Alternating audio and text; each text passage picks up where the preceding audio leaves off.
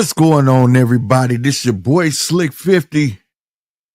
Man, hell of a Monday, hell of a Monday. We got news, reviews for over the weekend. Bro, it is what it is. But before we get into this, man, if you ain't a hater, make sure you hit that like and hit that subscribe button. Help this channel grow. Without y'all, there's no us. So make sure you handle that. Smash that like button. It's free. You understand me? All right, man. So all my people over on X as well. Make sure you hit that little heart, that retweet, all that good stuff. Sharing is caring. You know what I'm talking about? Let everybody know what's up over here on the judges table. Let's get it moving. Salute to all my new subscribers thus far, man. Big salute to y'all. Big salute to y'all, man. We are moving the chain, ladies and gentlemen. We are moving the chain. You know what I'm talking about? 913 up in this thing first. I see you, baby. What's good? Give me that extender. No. All right, man. We're going to start off with all the subtles, and then we're going to get to the main topic. You see the poll. Please take heed to that poll. I really want to know what y'all think, because it has something definitely to do with the main topic. All right. What did I write? The poll is, it says, was Boots win a blank? Great win, or was it dominant? And I want to hear from y'all. You know what I'm saying? Because this episode probably going to fall into the category of you can't have it both ways. And it's partially on myself as well. So, because I got a question to ask. If you would like to get it on the panel momentarily, the link will be in the chat. So just stay tuned. I just want to give my shout outs and congratulations and all that stuff. Stephen Shaw from the 314, man, got the big knockout. You understand me? Over there on Pro Box. That was huge, man. Samuel Arnold got his knockout from the Lou by way of Texas. Salutes to them guys. Ray Ford did his thing against a guy who just didn't want it for real. You know what I'm saying? But it is what it is. You know what I mean? Some great fights this weekend, no doubt. No doubt.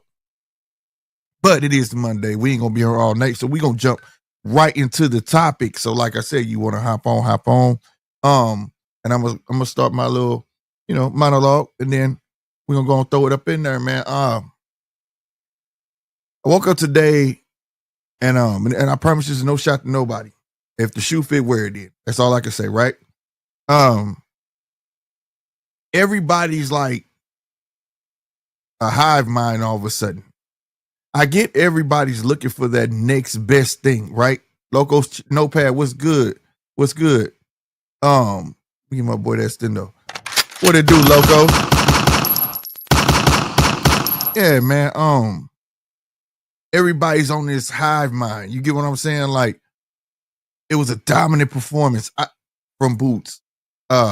He obliterated Stanionis, right? And a lot of these people are talking when it come to other people doing what they're doing, ass kissing, as I call it, that's what it looked like. Ass kissing.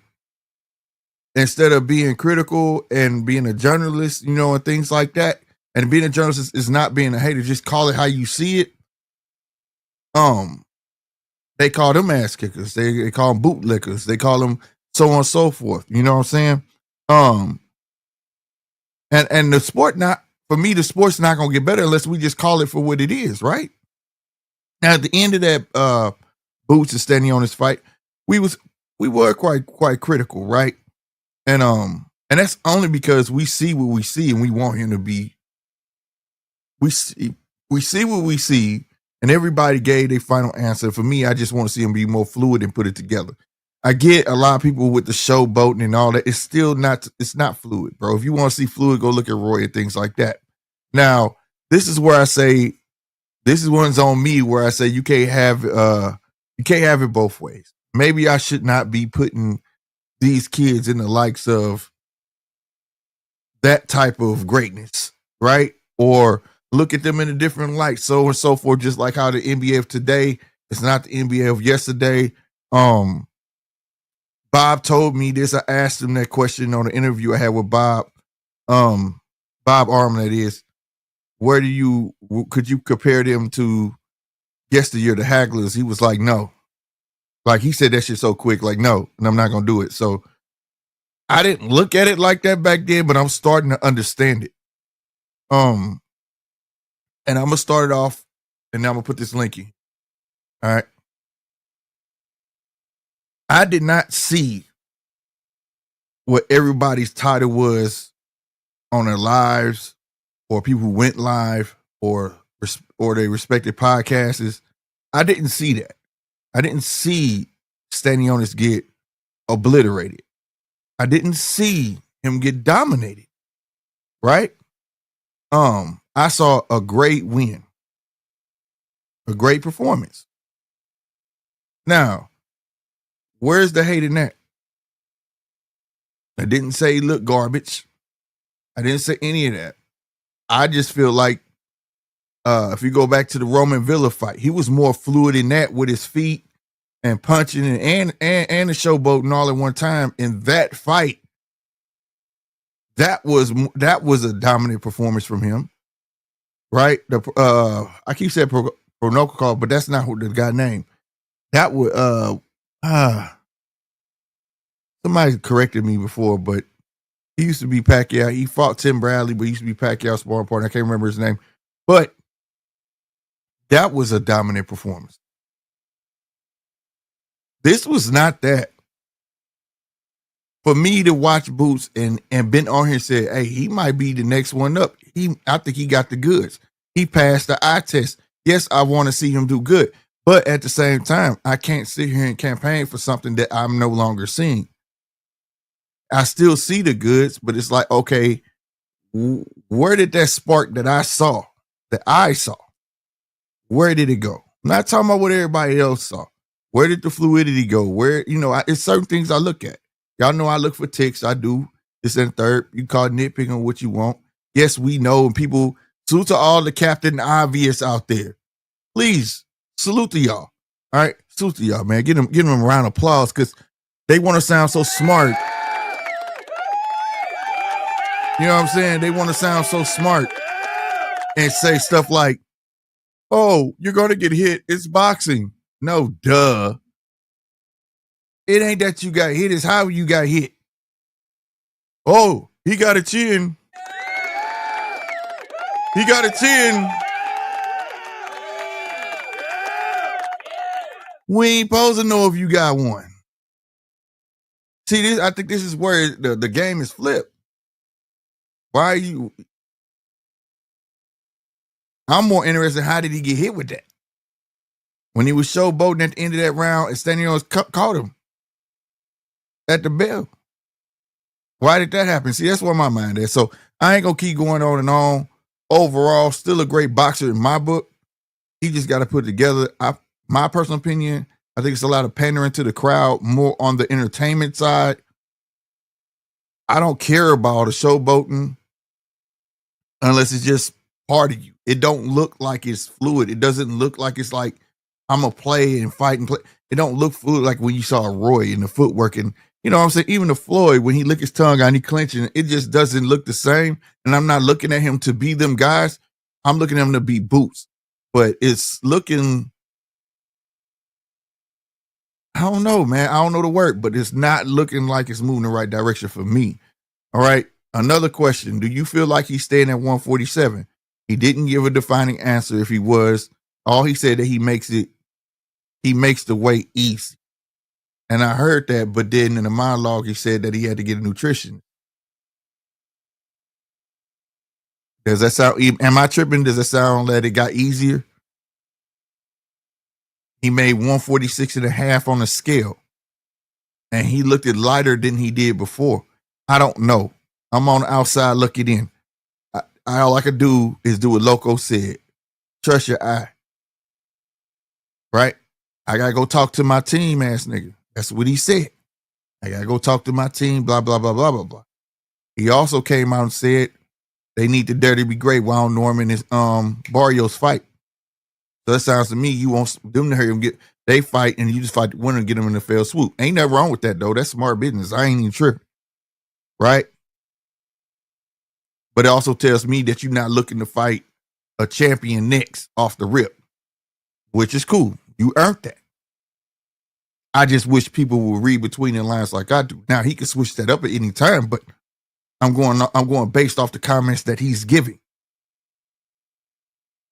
And I'm just being honest with you. Now, I can be a bit selfish. Like I said, I bring up these names that I grew up on and watching, and I know we all look for the next best thing. But I'm gonna have to stray away with the comparisons. I think I'm just going to take these guys for face value. I keep bringing up Sweet Pea Whitaker when they bring up Shakur. I think I'm gonna have to separate the two, right? Because I don't know if Shakur's ever gonna hit that where he's gonna make you miss, make you pay. Yes, he's the king of distance, but can he miss and make you pay? And I know, come on with Captain Obvious. He ain't trying to do. They try to be Mayweather. Part of Mayweather style was who? It's on this Jim Wall. I'm tired of having to explain certain things, and I just want to know. So I'm gonna leave it there. I do think he's a great boxer. I think it was a great win. I don't think it was a dominant performance. Stanionis walked out that ring in his own will. If you saw his face, he wasn't marked up. He took the knee on his own. He was tired. He was tired. All right. Yes, I will say this. By round 3, he made this. It was weird because around the same time Boots start abandoning the jab, was around the same time Stanionis stopped going to the body. And I was like, damn, keep that jab out of there. Keep that jab out there because now you should be able to get him up out of there. But I don't think he saw it. I don't. After he got clipped, he chose to turn it up that round. And I think that was part of get back. You know, he said he was getting in his bag, but I think that was like a wake-up call. Like, okay, this dude's really getting closer. Because everybody saw Stanionis was getting closer and closer. It just took a lot, and I think he was tired. But it is, I'm not making excuses for that, man. But it is what it is. So I just want to know. I'm gonna go and put this link in there. Feel free to hit it. Like I said, y'all know usually on Mondays the call-in show, but I didn't even set the phone lines up. So we definitely gonna do this way. You know. If you've never been on StreamYards, you don't have to show your face. You don't have to do any of them things. And we'll hold it down like that. You know what I'm talking about? So let me know your opinion. And what do you think is next for him? Do you think he goes for, I gotta look up who I would think he would fight, but do you think he goes for a champion next? Right? I don't think so. If he does, it'll be Barrios. I don't think he goes for Brian Norman next. I think Brian Norman and him is the most athletic out of the bunch, right? So I don't think you could look, people trying to look at Brian Norman like, oh, he'll get Brian Norman, but you can't look at Brian Norman the same way you look at Stanionis. Stanionis is not as athletic as Norman. Norman showed that like he's definitely improving. He dropped that man with a jab, so he got some pop. You know what I'm saying? And the one thing, oh, he's shorter than this. Yeah, Stanionis was shorter, but he found the home for that left. He found the home to land them punches when he did. So, yeah, I don't think he fights Brian Norman next. If he chooses to fight a champion, I think it's Mario Barrios. But I don't think in my own personal opinion, I don't think he fights neither first. I don't think he fights neither one. I think he really I think he really hopes they fight.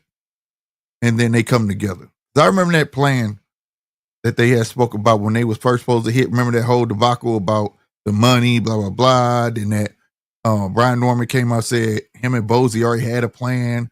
He was going to get a belt. They was going to get belts. And then they was going to come together for a big undisputed fight. That might happen. You know, you just never know, bro. You never know. So for me, I have no idea. Al Money, what's happening? Maybe baby, what's going on with you? What's happening, bro? But yeah, so I don't know. You know, and I know some people will say like, because in this day and age, oh, you didn't say you were impressed. I don't know what the fuck that shit means anymore, right? Probably because I've seen everything, but I've seen this Boots over and over again, right? So you know, it is what it is. I don't know who his mandatory is. That's why I said I had to look it up. You know what I'm saying? I have to look it up, but I'll do that now. But let me see.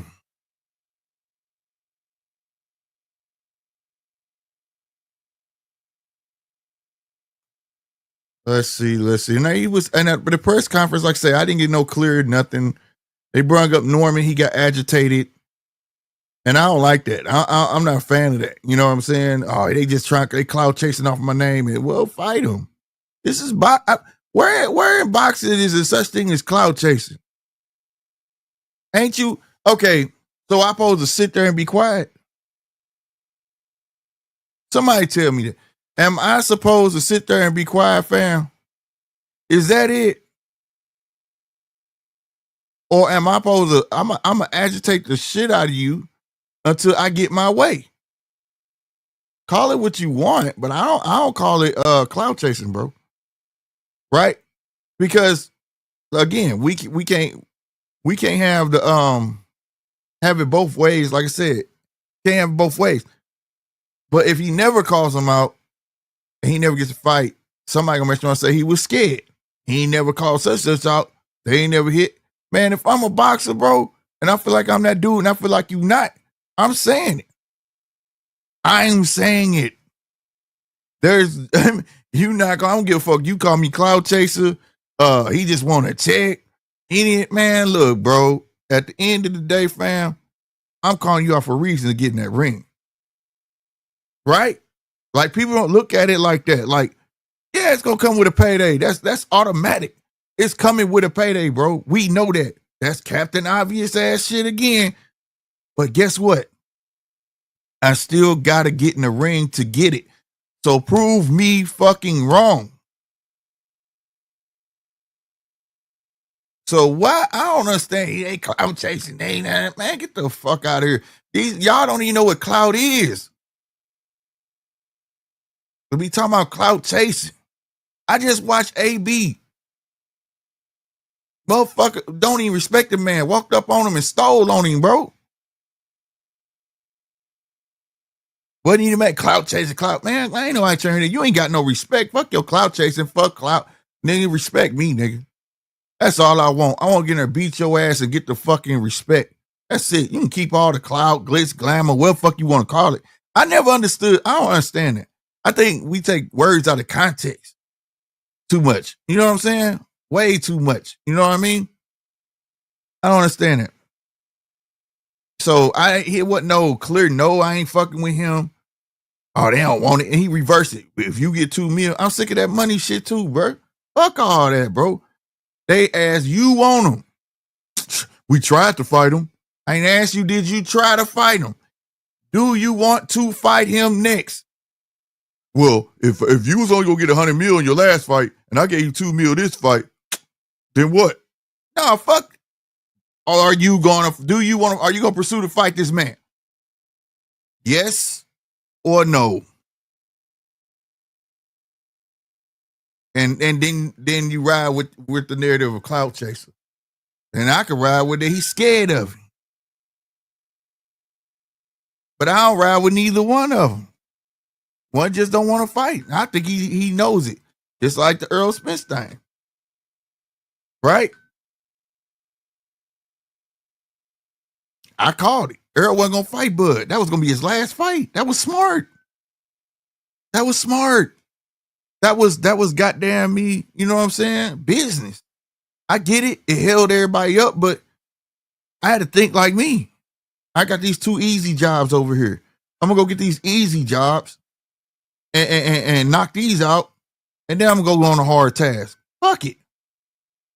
Right? I'm gonna go get this money. Well, I'm gonna take the hard task, risk losing, and then lose it to him, and then I lose 2 other checks. That's how I'm looking at it. That's how I feel like he feel, to be honest with you. I really do. I feel like he feel like that. Norman is going to be more athletic. You watched him in the Centillion fight, how rough he was and rugged with that man. Nobody has ever did that man like that. Then he turned around, knock out the puncher. Top Rank got it out for him. They put him off a hand surgery. You put him there with a puncher. You ain't even give him a touch, bro. You put him in a puncher, he still got rid of this motherfucker with a jab. And y'all think Boots didn't see that? That's all I'm saying, bro. That's all I'm saying. Like, so y'all gotta start opening your eyes. And all this ass kissing, for me, I wish it would stop. I can't tell y'all what to do and all that. Man, stop it, bro. Stop it. Y'all got lames following y'all or something, because if they buying in the notion of shit, he got hit, did he get touched too much? No, he's like he's willing to be touched. You're missing the meaning when we say that. It's like he's willing to be touched. And he showboat too much, you don't get caught. Just like Terrence Bud Crawford, my favorite fighter, but that motherfucker be taking the right hands like, hey man, you better stop that shit.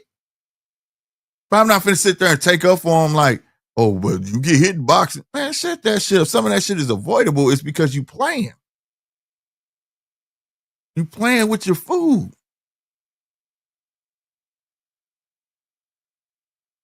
So that's all I'm saying. I don't understand this shit. Like I said, if you're gonna be the media, man, be real about the shit, bro. How you, and then on top of that, the same motherfuckers be crying, man, boxers don't respect the media. I guess not. So you say you jump on from dick to dick and then it's over. But if you be real with a person, like, you know what I'm saying, is with, like, I was real with Stephen Shaw. Shout out to Stephen Shaw. I got the interview here in St. Charles, his last fight, or was the fight before that one. And he had two, I think he had two here in St. Charles. I think it was one before that, and he had it was after he fought F.L. Jogba. He fought F.L. Jogba, and I told him, I asked him, was he gonna want to get the fight? He was like, hell yeah. And I told him straight up, man, I said, I gotta be honest with you, bro. I felt like if you just did a little bit more, you'd have had that fight. Did he get mad? Fuck no, he respected it. Because I'm a fan. He even said it, hell yeah, I felt like I could have did more, man. Some bullshit. They gotta run that shit back, but I don't think they want to give it to me. Be real with these, they're people. They are people, bro. I'm not gonna give nobody no room to play with me, bro. But when you sit there and act like that, jump from dick to dick, oh, I'm a Tank lover today. Now fuck Tank. I'm riding with Devin Haney. Oh, bro. Not giving that type of room to play with me, man. I'm gonna keep 100 with you. I'm not gonna be disrespectful and I expect the same back. But then yet you can't cry about it because you put yourself in that lane. You see what I'm saying?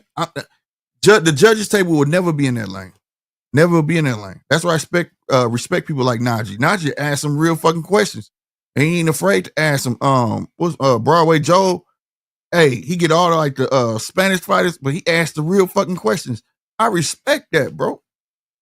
If you really about your craft and you really love boxing, they need an outlet so they can hear what people are saying. They need an outlet where they can hear what's going on, how people look at them. You know what I'm saying? All that shit parts of the game. Not saying we matter to that point, like, ooh, said I need to do it. Not like that. But y'all get what I'm saying, man. Y'all get what I'm saying, man. What y'all talking about in the chat, bro? Loco said, yeah, the AB stuff crazy. Yeah, bro. Had them hemmed up on the wall. Too long. Like, where was your homies at? Man, where was your homeboys at, bro? For them to get to you like that. And then, like, I pray it wasn't at home. Was it at home? In his hometown? Nah, bro. I felt bad for him. I did, bro. Yeah, man. 913 said AB image is shot. Yeah, man. It is. It took a big hit. I mean, he always gonna have his fans, but yeah, that shit right there blew me away. Like, fuck all the boxing laws. I would have knocked, man. Look, bro. Do y'all think that's what it was? Why he ain't hit dude back? Did he hit him back? I ain't see him hit him back. You know what I'm saying? But that shit was wild. You know what I'm saying? Locust Notepad also said, Ennis' best chance to get Norman is now before he gets more high level. Yeah. Yeah. I agree with you. But I think that he see it, bro. He see it, bro. The same thing he saw in Gary Antoine Russell in amateurs, bro. I think he see that same thing he gonna have to deal with. A tough, shorter, strong bull. You get what I'm saying? And he can pop, right? I think that's what he see. And I would love for them to get it on next. Because like I said, well, Locos, you was here last Saturday. I said that. If he's smart, you better get him while he green. Get him while he green. Do a Mayweather. Yeah, give me Canelo now. You know what I'm saying? Give me Canelo now. Let me go get this dude. Let me get him now, man. So he'll never think about messing with me again. You feel me? Real talk. My boy, that's Mark. What it do, Mark?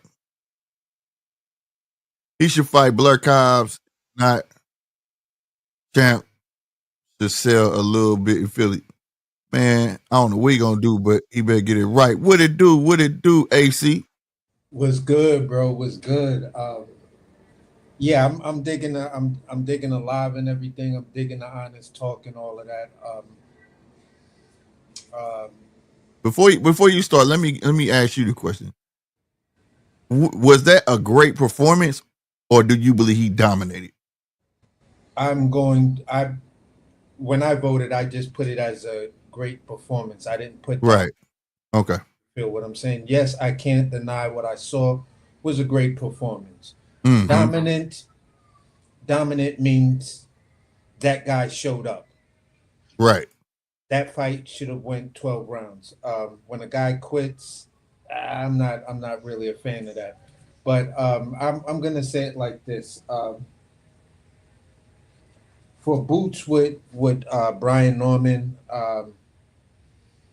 it's really looking like as of right now they're laying the groundwork to avoid it because this win by Boots now gave him, in a weird way, some cult like following. Mm-hmm. In the fact that, okay, people are already trying to downplay Brian Norman Jr., going after his dad in unfair ways, and his dad knows how to play the game. As far as the rematch and everything, I mean, as far as them getting in the ring next and all of that, if I was Brian Norman, I'd stall that motherfucker out for at least another 6 months.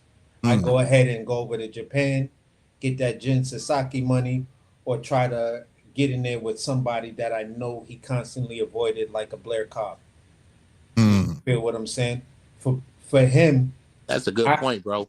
I always say like this, bro. When you got a guy running from you, you take away his options. You feel what I'm saying? If you want to turn left at the next corner, guess what? I had my homie go up there and build a wall so you can't turn left. Now you got Mm-hmm. to either turn right or go straight. Mm-hmm. You feel what I'm saying? I'm going to channel you where I want you to run. You Right. feel what I'm saying? That's So what Benavidez did with by fighting Morrell and yes, Canelo. exactly, exactly. Because he took away the talking points for Canelo to say, even after this bug fight, bro, win or lose, you got to see me. So Right. I appreciate what Benavidez did with that. When it comes down to Brian Norman uh, and Barrios, y'all dudes got to understand. Boots wants what you got, and if Eddie ain't willing to pay for it, fuck him. Uh-huh. Run your own race because Boots ain't got but it may be a year and a half at that weight class. I don't give a fuck even with his nutritionist. Because when they did the ceremonial fucking weigh-ins, why did that man have all that grease on his body? That Vaseline, he was dried out. That told you that nigga was dried out, and they don't want people to see that. You feel what I'm That saying? nigga was glistening. He sounded like that Martin Lawrence joke. Exactly. So he looked like that black wrestler that be in the back that got the little meme and shit or the little gif of him putting on the Vaseline, like yeah, putting on all that shiny ass Yeah. Vaseline on his body or whatever. So it's just like everyone knows your weakness. It's Mm-hmm. that it's fucking around at 47. You're not trying to see Brian Norman because if you was trying to see Brian Norman, you wouldn't have disrespected him at your press conference. Yeah, that's what blew me away, bro. I was like, the question is, are y'all gonna hit? Oh man, he cloud chasing. You see that? Y'all saw it off of them. Like they asked you a question, bro. And your answer was clout chasing. Bro, you've been clout chasing off of Bud for your entire career is a clout chase off of Terrence Crawford. All of them. And You when Terrence Crawford failed, and he started cloud chasing Virgil. Yep. exactly. So I'm like, listen, Boots, congrats on your win. But don't take that win and now become that goofy nigga. Right. You feel what I'm saying? I Now think now he's you feel trending. like you're I think far he's trending more. towards that, bro. I think Yep. he's trending Oh, towards that. yo, bro, I think he's already there, and I'm doing my best to not criticize him off of off of off of his coming out win. You feel what I'm saying? Because Right. they tried to make Avanesian that come out win. They tried to make Quran that come out win. They tried to make Roman Villa that come out win. But your performances wasn't there. Out of all of those guys, this was your best performance. So this is what I'll give you Mm-hmm. as your come out win. You've Mm-hmm. arrived now, Boots. Now let's see what you do now. Now you got the attention of everybody. And what's the first fucking thing your stupid ass do? You fuck up your whole conversation about Undisputed by disrespecting one of the champions. Hey, can I ask you fellas a question though? Go ahead, Right. bro. Do you guys think that he can afford another lackluster performance? I don't. After this win, I don't think he can afford another lackluster performance. From here on out, he's gonna have to be like putting it down. Remember, this is a guy who they built as the next Roy Jones, bro. I said it then. I don't see it. See, Yeah. I I, said And the I fact didn't of the see that. matter is, I didn't see it at all. I was yeah. like, Right. oh, Roy, And the fact of Jesus. the matter is, bro, we got to keep it a buck. Brian Norman too. We don't know these niggas. Yeah. These Right. is new Right. niggas. We don't Right. know these niggas. They hungry for it. Everybody just hungry for the But next best thing, and they trying to we be don't know right. what's up under the hood. We see one as a clean ass motherfucking Cadillac. We see the other one as a clean ass motherfucking Camaro. We still don't know what the fuck is up under the hood. Yeah. So before we get to crowning motherfuckers the next Roy Jones, nigga, at least fight a motherfucking James Toney worthy type person. Yeah. Yeah. Mm-hmm. Give me your James Tony. Give me you feel what I'm saying? Give me your version of a Shane Mosley. Give me your version of a Toro Gotti. Give me your Yeah, version because of Roy didn't say Tony was clout chasing when they was trying to make the fight. He didn't no. say Right. Bernard was clout chasing when he tried to make the fight. He didn't Right. say Griffin was clout chasing when he tried to make the fight. And I can Right. name so many other motherfucking names. And And this is Roy what the Jones at the legends time do, was my bro. favorite fighter, bro.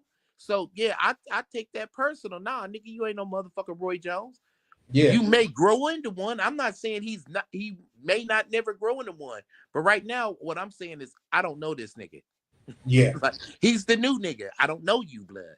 Yeah. So I'm on that same on that same train in the same car with the same ticket. You feel what I'm saying? Because I'm just like, yeah, there's a lot of new niggas. There's a lot of new niggas, and there's some other talent that's just coming into this division that's got me looking at them more than you niggas. Yeah. You feel what I'm saying? Yeah, but Polanco is one of them. Polano, I forgot Rohan, whatever his name is. Palamo, that motherfucker is a badass Latino dude. You feel what I'm saying? Mm-hmm. I'm like, yo, this dude, I like this guy. I like his skill set. I like a lot of shit about him. You feel what I'm saying? So I'm looking at the whole 47-pound division, like, yeah, you guys is there, but let's be realistic. I Boots is just was not, saying much there in the yeah, top 10. yeah, Boots is not gonna get undisputed. Y'all but you need to know what stop. though, He clout fellas? chasing on that. You know Stop what, trying to fellas? buy it. From Go ahead, from man. the foreseeable future, it looks like it ain't nothing there. But look at it like this: we still don't know these niggas. What if a nigga named Joe Smoke come out, knock out Boots, knock out Brian Norman? The shit's still open. It's still up in the air, bro. Yeah, yeah. I'm wondering. So here's my thing. All right, we just saw Giovanni Santillan, right? Who's not fuck fighting him because Brian done did him already. We done seen David Avanesian already. And the rest of them, goddamn it, Giasov. Didn't we just watch? We just watched Giasov fight, didn't we? Yeah, This weekend. And then you got Alexis Rocha. Don't nobody even know where he at. They trying to boost the career. Mexico dude. He had a headliner, but I think he pulled out the fight or something like that. But yeah, Hey, speaking of but then 147, in fellas, 10, you did y'all got hear Jin that rumor? Sasaki. Did you hear that rumor that Earl Smith's supposed to be coming back at That 147? was that one legit. People didn't read the entire article. Oh, see, I don't know. I just think like Somebody pulled my a piece timeline, of but it I out. didn't really give a fuck. Right. They pulled a piece of it out asking, it was spoke as a possibility. And then at the end of it, his trainer was like, we don't know what's gonna happen. Who knows? See, when you hear that ain't solid. You get what I'm saying? Yeah. Like you got Polanco, Polanco, Rohan Polanco. I like this kid right here. This kid is a problem. I'm just hearing so much about some of these younger guys that um, you know, people don't really know about and shit like that. And I'm watching them fight and I'm like, yo, these niggas is nice, bro. By the And matter time of they fact, get the 140s is starting to come up too. Yeah, 140 is a problem. Like 140 and 54 are the two weight classes that I say is gladiator school right now. Yep. Because at any given day, any one of those champions could lose. You Yeah, feel so what I'm I'm just saying? not ready to crown nobody until they are absolutely like there. You know what I'm saying? I'm not about to crown Yeah, this nobody. where it's all at right here. You got Andy Hiroka, Russell, Julio still there, Catterall. It looked more appetizing here. Matthias, And that fucked me Paro up to Hitchison, see. Barboza, You Haney, and Yo, can't just knock Lopez. out a nigga with 15 fights or less than 20 fights and I just crown you as the next Roy Jones, bro. I Yeah, that that's can't. shit ain't crazy it. work. But That here's the ain't it. thing. When I saw Andy Hiroka's name up there, I was like, oh, shit just got serious. Yeah. Because he wasn't ranked nowhere prior to this. You notice they've been trying to fit these Japanese fighters in, though, ain't you? Mm-hmm. They Yeah, I ready to noticed cross that. the You notice water. that too? They ready Bro, to cross the water, bro. I'm gonna show y'all something that's gonna trip you the fuck out if you go to boxing scene rankings and shit like that, right? Uh-huh. All right. 118. It's What's four that? different champions. Every last one of those champions is Japanese. Damn. 4 different champions, and all of them are Japanese. If you go up to 22, it's one guy. He's Japanese. You feel what I'm saying? 118 is like, ain't that junior bantamweight somewhere around there? Yeah, that's bantamweight. Yeah, that's Rodriguez. That's Bam division. All right. Yeah, right. Yeah. And then you know why Japanese been placing medals and shit for the last 8 years in the Olympics. Try to tell y'all, watch the trajectory Yeah, and shit. Bam want to go up. Bam want to go up to 118. He ain't there yet. He's still at 115. I think Bam is trying to skedaddle up out of 115 because he knows Kenshiro Taraji is coming for that ass. You feel what I'm saying? Yeah. Look at this dude, Kenshiro Taraji. Go to both of him and Bam's box rec. You're gonna be like, if Bam get in the ring with this nigga, he gonna get his ass whipped. Damn, bro. Yeah, they coming. Cause I've been peeping that. Like, they're trying to get Japanese fighting every division. They finna make this shit pop. You go down to 112. 3 of the champions are Japanese out of the 4. So people keep trying to say, yo, but Japanese fighters, they're fighting in the bubble. They ain't doing that. I'm like, yo, in all of those little weight classes, it ain't nothing but Ecuadorians, Mexicans, all Latin motherfuckers. You rarely find a black dude that's that small. You feel Right. what I'm saying? Right. So how is you telling me they all fighting in a bubble when every last one of the champions at 118 is a fucking Japanese dude? Like, bro, you come on, man. Stop. Like, remember, boxing is global, my nigga. And right now, other countries have their investments that they've made 20 and 30 years ago into building their world-class boxing program is now starting to pay off. Right. That's why the Aussies is coming for your head. You feel what I'm saying? They try to build In that the shit up middle over there. divisions and the heavyweights. Aussies and the New Zealand niggas is big bone niggas, no diddy, period. Right. You feel what I'm Yeah, saying? the New Zealand motherfuckers. And then They right next door. Exactly. And I'm like, bro, man, y'all listen, man. Get rid of who your big name favorite fighter is and find somebody new. See what that guy's about and then ride with him. That's why I be saying, check all them cats out, man. Cause shit, it might be a cat getting avoided that just ain't got that representation. Exactly. Exactly. And you see a lot of them. And a lot of them is, you see a lot of them. Black dudes, Mexican dudes, Japanese dudes, European dudes across the board. If you see like all the big names is avoiding these tough ass, no name niggas. And then when they get their shot, everybody run around getting ready to say, who the fuck is this bum he fighting? Oh, this gotta be some kind of cherry pick. Okay.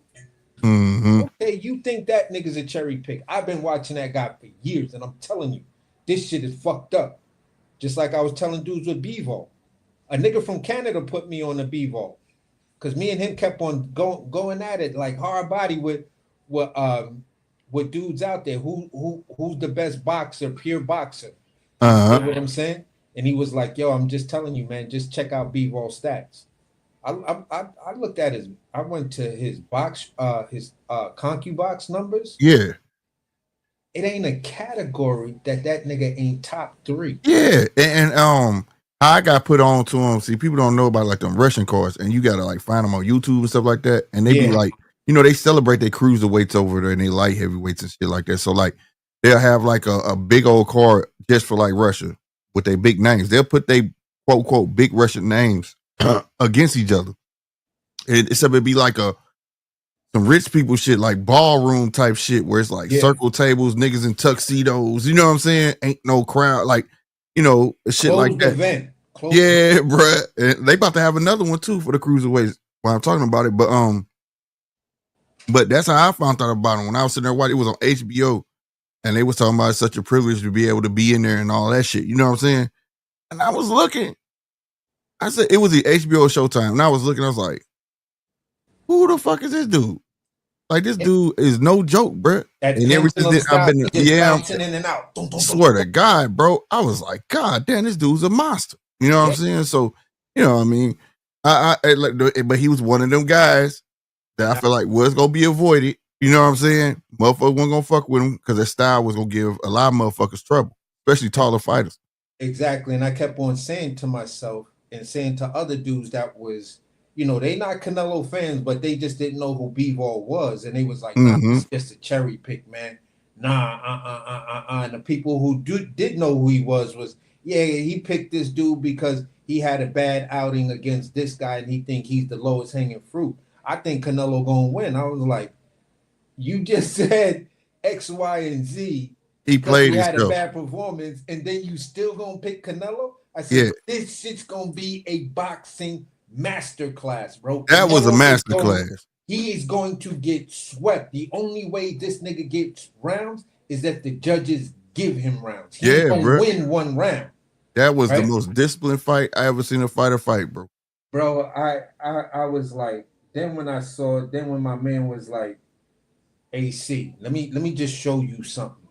I hear what you saying, but Vegas don't get shit like this wrong.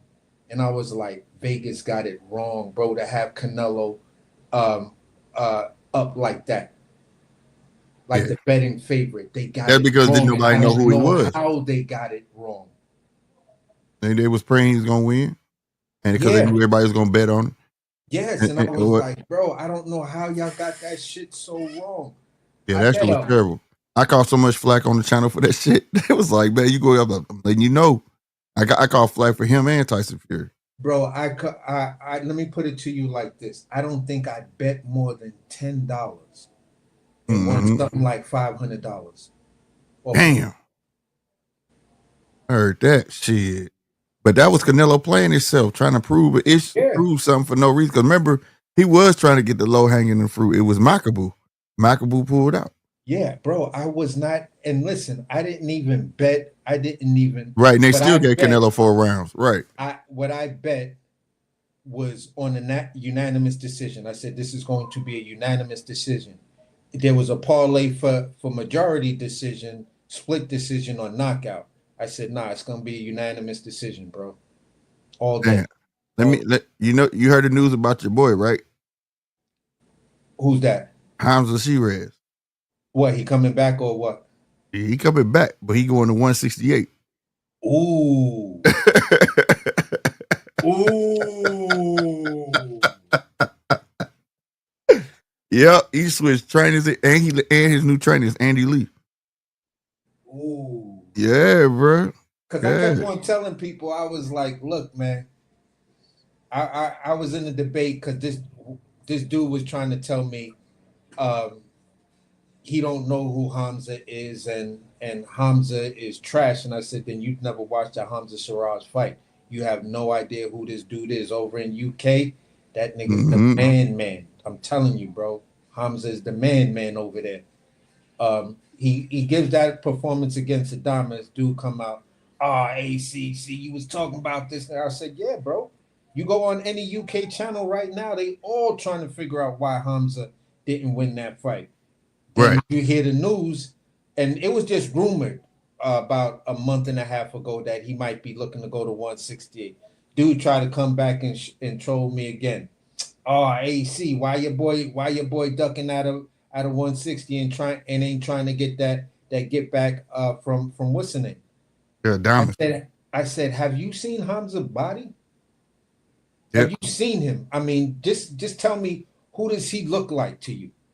I said his body type don't look like Sebastian Fundora or Abdullah Mason. Like these niggas that afternoon nap away from saying, yo, I can't make that weight no more.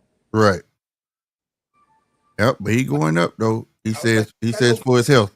Yeah, I said I don't have no problem if Hamza goes up, bro. He belong up at 168, maybe even 175. Yep. Yeah, he going up for sure. He said he said 100% for my health. Not that that's an excuse for anything for my performance. My performance. He said not at all. Moving up to 168, I think I'll be better. I'll be a healthier, happier fighter. Yeah. He changed his entire team, bro. I don't have no problem with that, because if I had a problem with that, I'd have a huge issue with Jahad Tucker. But that's gonna make some shit up at 168. I'm with that.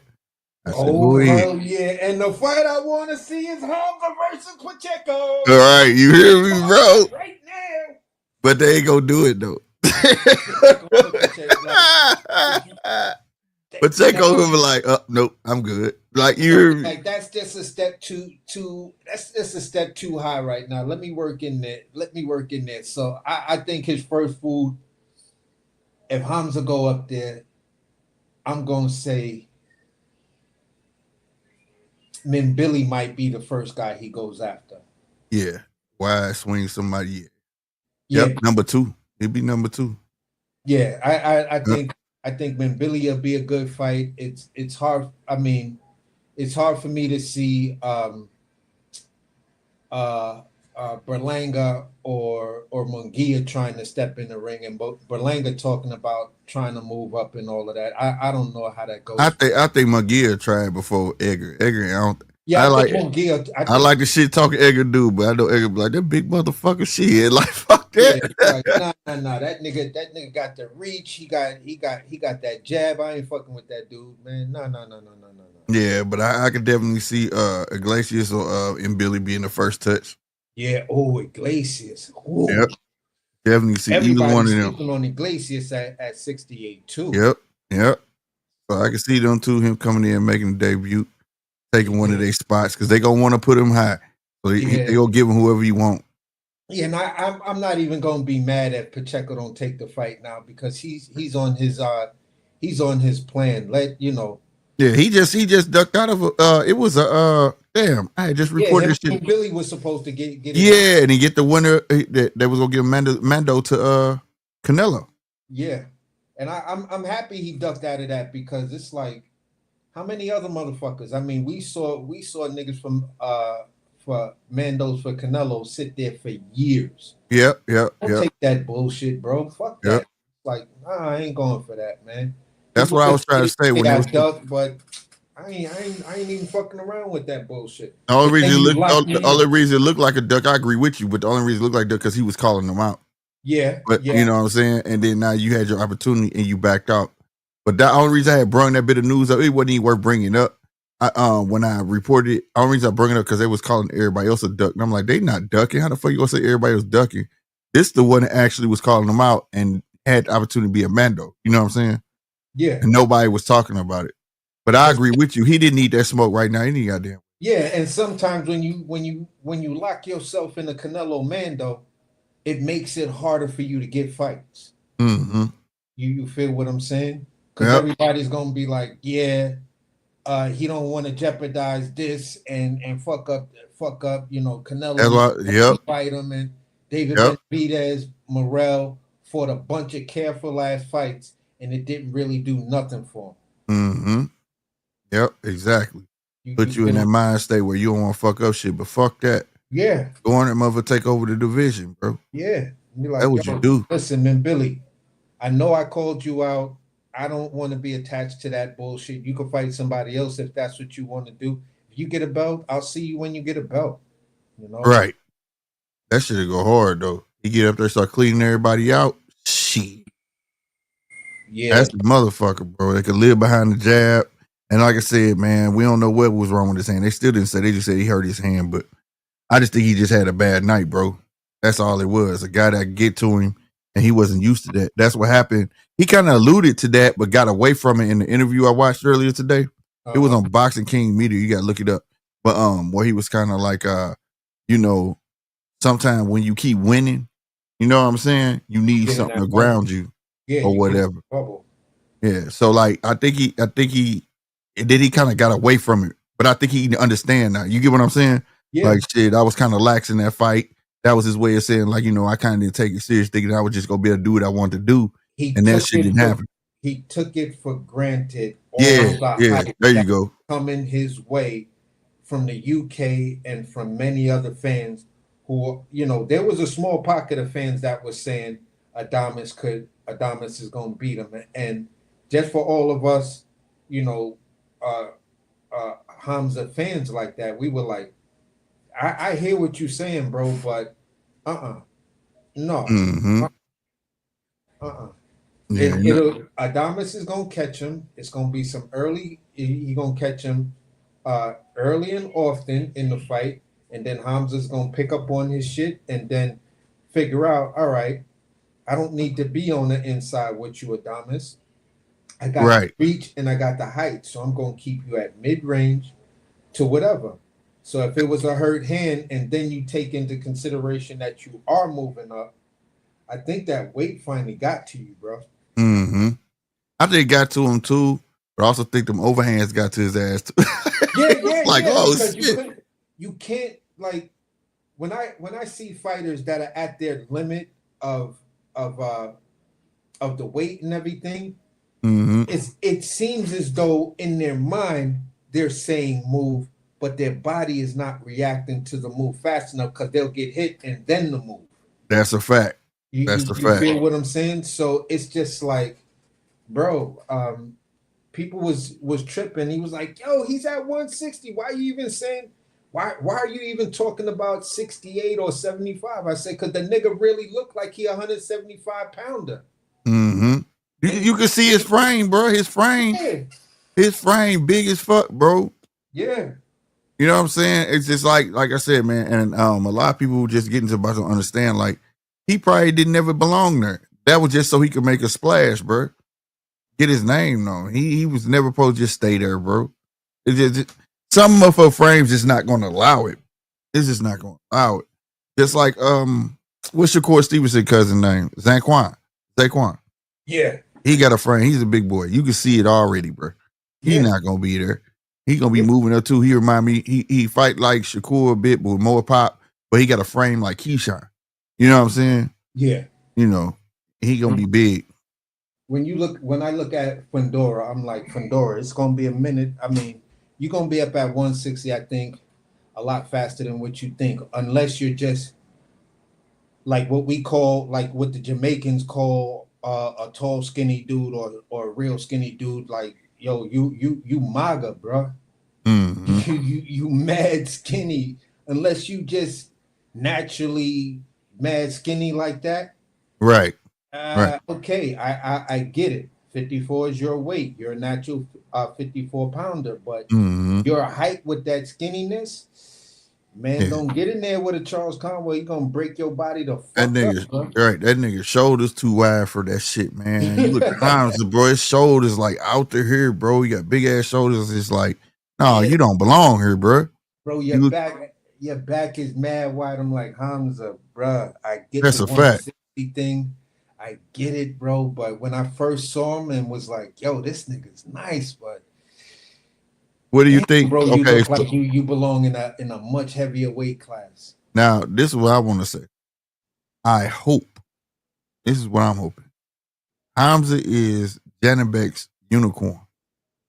I hope this make him want to go up. Oh yes. Because he another one needs to fucking go up. He needs to go and up, that's also adding into the 168 mix. And right now, a lot after his last win, yeah. I'm hearing more criticism that, bro, get the fuck up out of 160. Yeah. Like people are begging Janabek to get up out of 160. Yeah, bro. They avoiding him already, bro. It's And then he to see him faint like that, bro. You definitely killing yourself, man. Take your ass up. Yeah. It's like Take your ass up, bro. There's no reason for your ass to be holding yourself back like that, bro. yeah, because at 68, it's you guys could get in a serious mix. Right.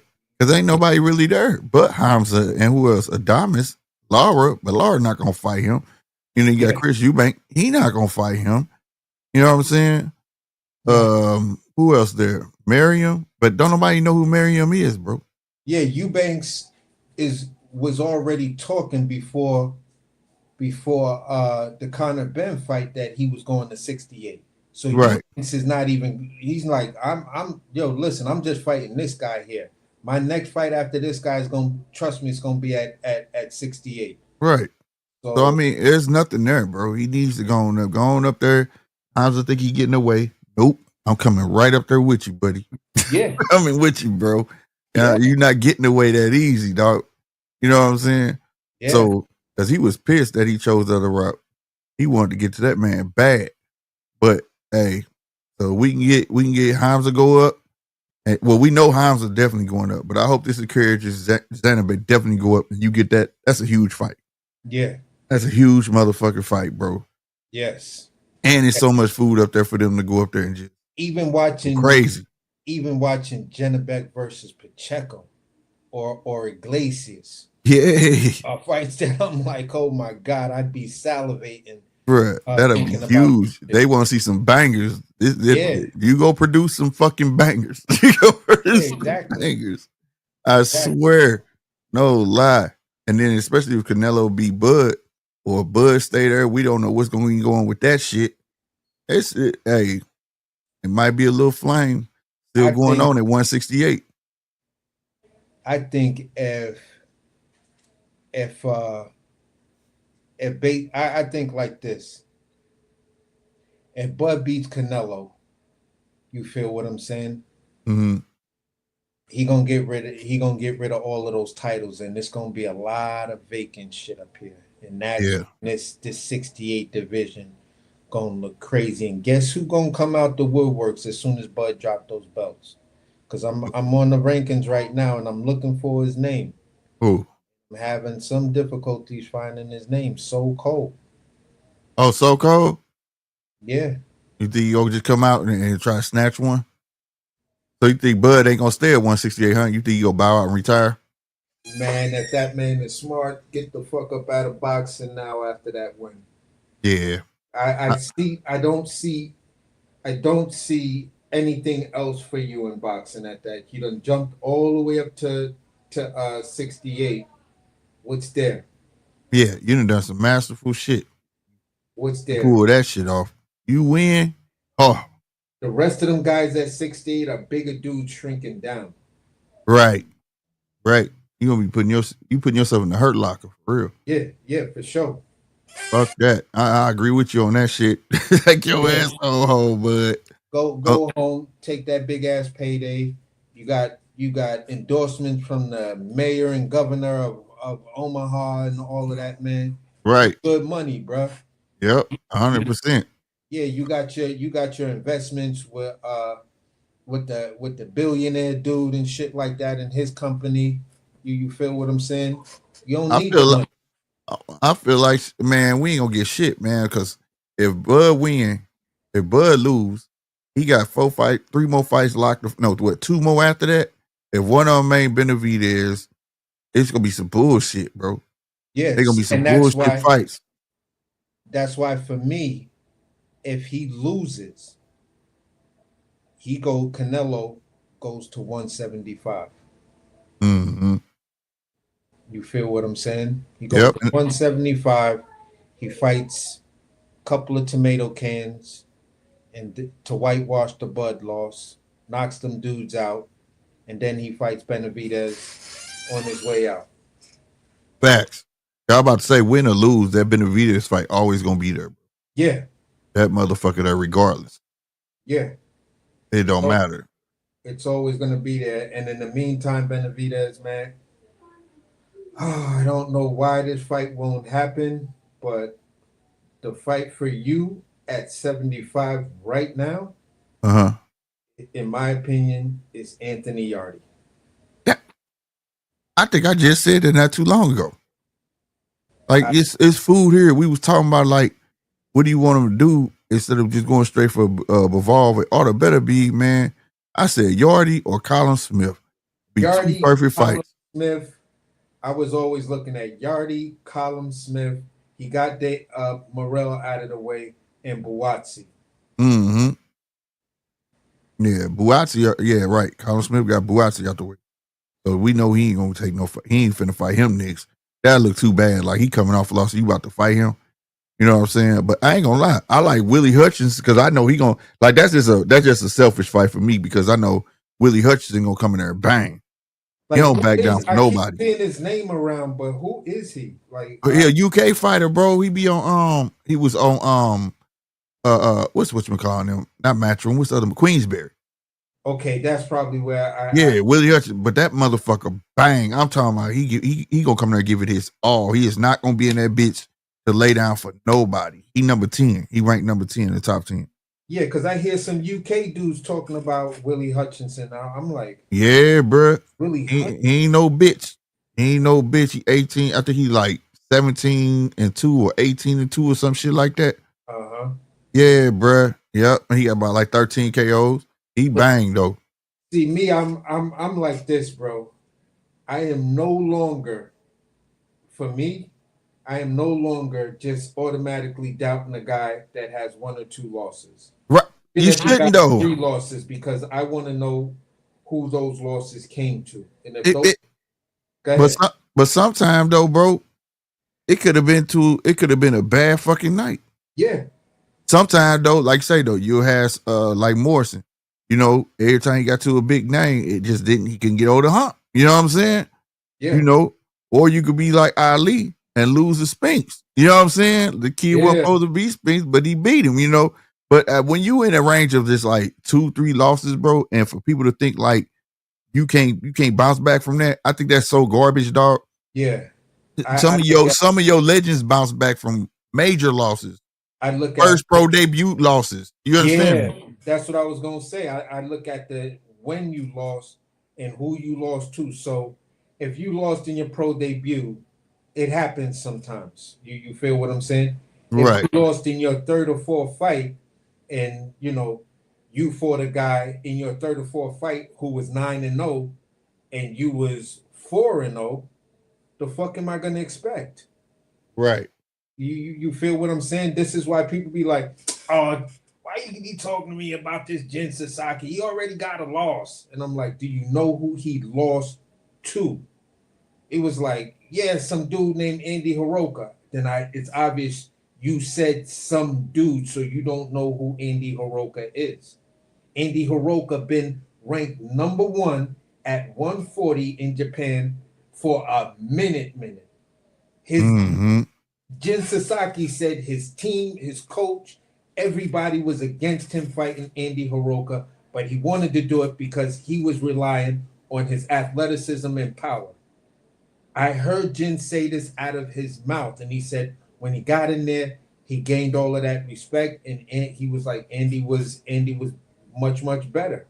And he said, but since then, I've taken my craft more serious. I found out that it's not just about a bunch of power and athleticism. You do need technique. No, that's 100%. I said, what did that man do after that Andy Hiroka loss? Has he lost again? Has he lost? And he was like, nah. I said, then how you shitting on the dude, bro? That's like sitting on Lamont Roach. He took one fucking loss. You feel what I'm saying? He took one loss against Jamel Herring. You feel what I'm saying? Yeah. Jamel Herring was the man at that time. Right.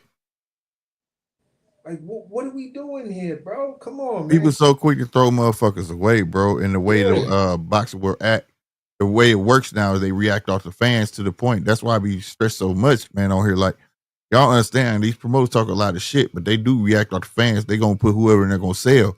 You know what I'm saying? When y'all writing these motherfuckers out, oh, he lost, he ain't shit, and then you don't see him no more. Fuck that, man. Yeah. Fuck that. He had a bad fucking night, bro. Just yesterday he was a shit. Not today he lost, he ain't nothing. Yeah. Nah, bro. You gotta hold, I believe holding them up to a higher standard than that. You know what I'm saying? There's plenty motherfuckers that then came off from Muhammad Ali to a lot of your Joe Frazier. I believe Joe Frazier lost his pro debut. I gotta look at it. I believe he did. Yeah, I'm like, bro, listen, man. Fighters can lose. Fighters can lose. It's tragic what the boxing world did to Rashidi Ellis off of his one loss.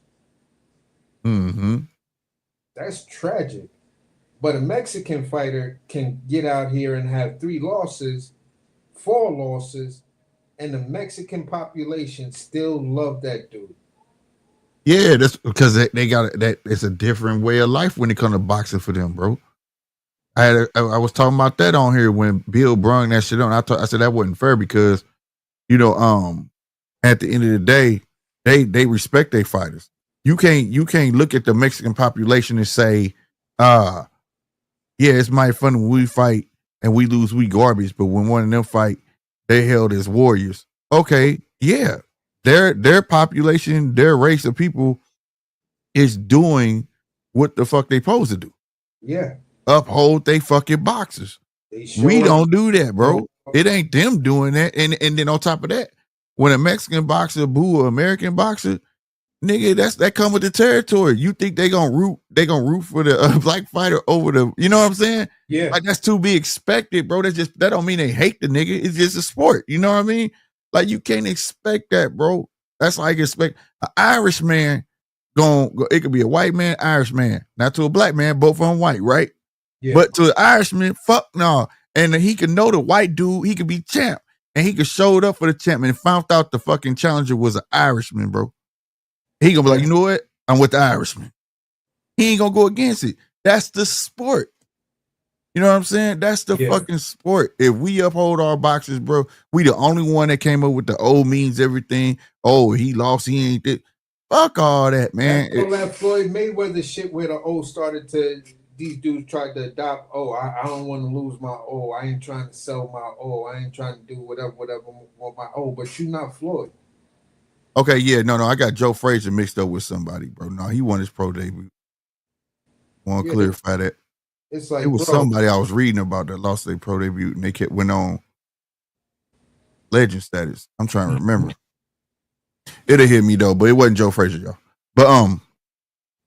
But yeah, we gotta uphold our boxers. That shit. What happened to, like I said, they think one size fit all. That's why we saying, man, this is about different styles, man. This very style that this dude was using and got beat with, that style can give a whole nother boxer hell, bro. Yep. Can give him hell. Yep. You know what I mean? You know, a lot of these boxers seem like they being put in situations like a roadmap to make them look good, and then when they get in there with a fighter that you felt like should never had that type of success with your favorite boxer, you know, it kind of tells on itself to the point. That's why people looking at Lamont Roach and Tank like that. Yeah. You see what I'm saying? It looks that's how it looks. Yeah. But when you think of Mexican boxers, what you think about? Tijuana, bar fights, all that shit going through the gauntlet. Motherfucker been turned pro at 16 and shit. He got Coming to American side, this motherfucker already got 50 fucking fights. He done damn near synced every fucking thing. He didn't got hit so much, nigga. You don't even feel pain when he get hit no more. So they go hard in the middle of the ring. You know what I mean?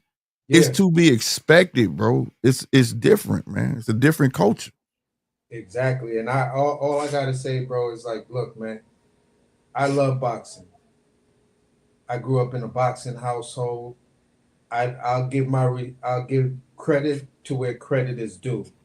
You feel what I'm saying? But I'm not about to jump on a bandwagon of something when I'm not sure of who you are. You feel what I'm saying? I seen at a Boots 33 fights. I believe I probably seen, or 34. I probably seen maybe 15 or 16 of them. You feel what I'm saying? And I was impressed with him in the beginning, the flashiness, and I was like, yo, this kid is nice. He got a lot of potential. You feel what I'm saying? Then after the maybe 5th or 6th fight I saw from the guy, something just clicked and I saw a pattern. And I was like, okay. It was Henry on. Okay. My bad. I was trying to find it because I know I was just reading, but go ahead, bro. I was like, okay, here's the thing that I'm seeing from you, bro. You're always going to have the height advantage. You're always going to have the reach advantage. You feel what I'm saying? And you're always going to have the age advantage. Youth is going to be on your side. Height, reach, and age. You feel what I'm saying? Those are 3 strong tools to have in your toolbox. Right. You feel what I'm saying? And the level of competition you're fighting is not giving me the impression that you're in there with a 50-50 fighter, although some of these guys are decent names. Right. You feel what I'm saying? So I'm sitting there like, all right, when is this dude going to give me a real 50-50 fight? You feel what I'm saying? I honestly thought that 50-50 fight was with Stanionis. Although Stanionis is coming off a loss and shit like that. Yeah, I mean, I thought it was more of a 50. I mean, not a loss, but not a loss layoff. Yeah, but I thought it was gonna be 50-50 because I knew his style of fight. But it was clear that you saw him running out of gas. You know what I'm saying? It was taking a lot for him to get to Boots, but like it's all the more like that's the side that they don't look at. You know what I'm saying? It played into a part, and I felt like overall watching that fight when I watched it the second time, when he got clipped in that corner, when Stanionis got him in the corner at the bell, when he was trying to lick his tongue out, and he said "Bow," and he stole on him. Yeah, and all of a sudden that's when Boots start trying to turn it up, and I'm like, okay, so you march it to the beat of somebody else's drum. You get what I'm saying? Yeah, you can't do that, bro. You gonna mess around, get your ass whooped. Like I said, like Holyfield told me, his mama asked him, "Why you wait to start beating somebody up when you? Why you don't start beating somebody up before you start getting hit? Yeah, you wait on you start getting your ass whooped to start beating somebody up. You know." And he said he thought about this shit. Like, you right? You know what I'm saying? Like, shit. Somebody gotta tell you that shit because that's what it looked like. You know what I mean? And like I said, it was just the fluidity too, pandering to the crowd. Like I said, I was trying to show people, see him stop. He can't move and punch. You know what I'm saying? Yeah. Like move and punch. Like, what are you doing? He gotta move around, punch, move around. It's just not what people seeing. And when he in the earlier watching Boots, I was like, this kid might be special. But when they start being like, yeah, he like Roy Jones, I was like, I don't see what you see. Yeah, that's probably they was going too far. You know, like I was like, let me question this right now because y'all telling me Roy Jones. I've been watching this dude for a minute. I don't see nothing Roy Jones in him. No. Like, not at all. What are you trying to show me that, you know, was Roy Jones-esque with him? And I'm going to say it like this. It's going to piss some people off, but I wasn't a real fan of Roy. A lot of people wouldn't. I was more of a real fan of James Toney. James Toney was my guy. Because it was the arrogance. A lot of people didn't like Roy arrogance, bro. They just didn't. It was a big turnoff for a whole lot of people. I don't know if he was a freak of nature. But see, the thing is those names will always be synonymous with each other. Yeah, I used to be like, I liked. It's how do I say this, bro? Like, I like some of the. I'd like to watch Roy work in the ring. You feel what I'm saying? Mm-hmm. But it's the shit he would say after that, and I'm like, you doing that cockfighting thing where you would stomp and spread your hands out and do the react, and then you leap up from that low position and then catch him and shit like that. I was like, you only could do that with that level of competition, nigga. Stop that. You ain't gonna do that bullshit to James Toney. That nigga will sleep you. You do that. This is why so many of us James Toney fans was basically screaming our heads off when we was watching how lax James Toney was taking that Roy Jones fight. Yeah. We was like, bro, stop playing around. This is not the fucking dude to play around with. If you beat this guy, you go into super duper legendary status. I fucks with your confidence, my guy, and I know that I know you for me, you are the master of the Philly shell. That motherfucker, right? That shit right there used to blow me away, bro. Like, how you can't touch this nigga in front of you, bro? Like, I used to be like this to this day, bro. That shit amazes me. Scary. The way he fought was scary. I was like, if I saw James Toney in a dark alley and he just ran up on me and said, "Give me your money," I'd have probably stripped butt naked and just ran. You feel what I'm saying? No, that like, nigga, take everything, bro. Just leave me the He was the alone. bully, bro. He was a bully, bro. Be talking shit about your mama while he's sitting there dodging everything you throw it. You can't hit me, motherfucker. You a whole bitch. Look at this shit. You can't. And bah, give it to you. Bro, that motherfucker was cold. But they were synonymous for what they did, bro. Yeah, bro. Roy was a freak of nature, man. I don't think you'll ever see that ever, bro. Like, I don't know. I call Roy like a spare of the moment type. Like, everything he had to do was like something he just thought about in his mind or some shit. Like, let me see if I can get this off. That used to amaze me. Like, how the fuck y'all niggas let this dude do this shit? Yeah. If y'all gonna let him do it to you, fuck it. This nigga's nice. I swear. You know what I'm saying? But it was because he did that shit. I was like, bro, I can't stand this nigga. A lot of motherfuckers could not. I can't stand this. I swear, bro. Man, I promise you, a lot of motherfuckers like it stand this some bitch. This motherfucker arrogant as hell, fuck him. But I mean, fucking people up, arrogant and still fucking you up. I guess that's why I was like, yeah, get in there with James Toney. He gonna beat the shit out your country ass. Right. And I think that's how James was looking at little country ass bitch. I think that's how he was looking at him. Like, I got this nigga number, but it went that way. But them niggas, like, without one, I mean, the legend status wouldn't be what it is without them both fighting. They, like you said, James was that dude, bro. I remember watching James, that nigga, one of his funniest moments, man, it was his birthday. I forgot he was trying to get a top rank contract at the time or some shit. If they don't give me such, but fuck it, it's my birthday. I'm about to go eat. I'm going to Burger King. Burger King, bro. Oh, that shit me died. He was like, Burger King. I said, hell no. Shit that tripped me out with him was when he showed up at the press conference with a bucket of fried chicken and ice cream for the Roy Jones shit. Man. I was like, oh my God, James. No, bro. No. James is wild, I know bro. what you did, but bro, I don't give a fuck. Just beat the shit out this dude, man. Right. But that's what everybody expect. Like, he finna go get work. But it was a speed, bro. Roy just had God gives his speed was ridiculous. From shooting from the hip like that. Yeah. That was nuts, bro. Like, he had like what we call in New York that fast ass first step. Like when you watch a New York ball player, they gonna do all the fancy shit with the dribble, and then it's just pew, niggas going on. Right. You get what I'm saying?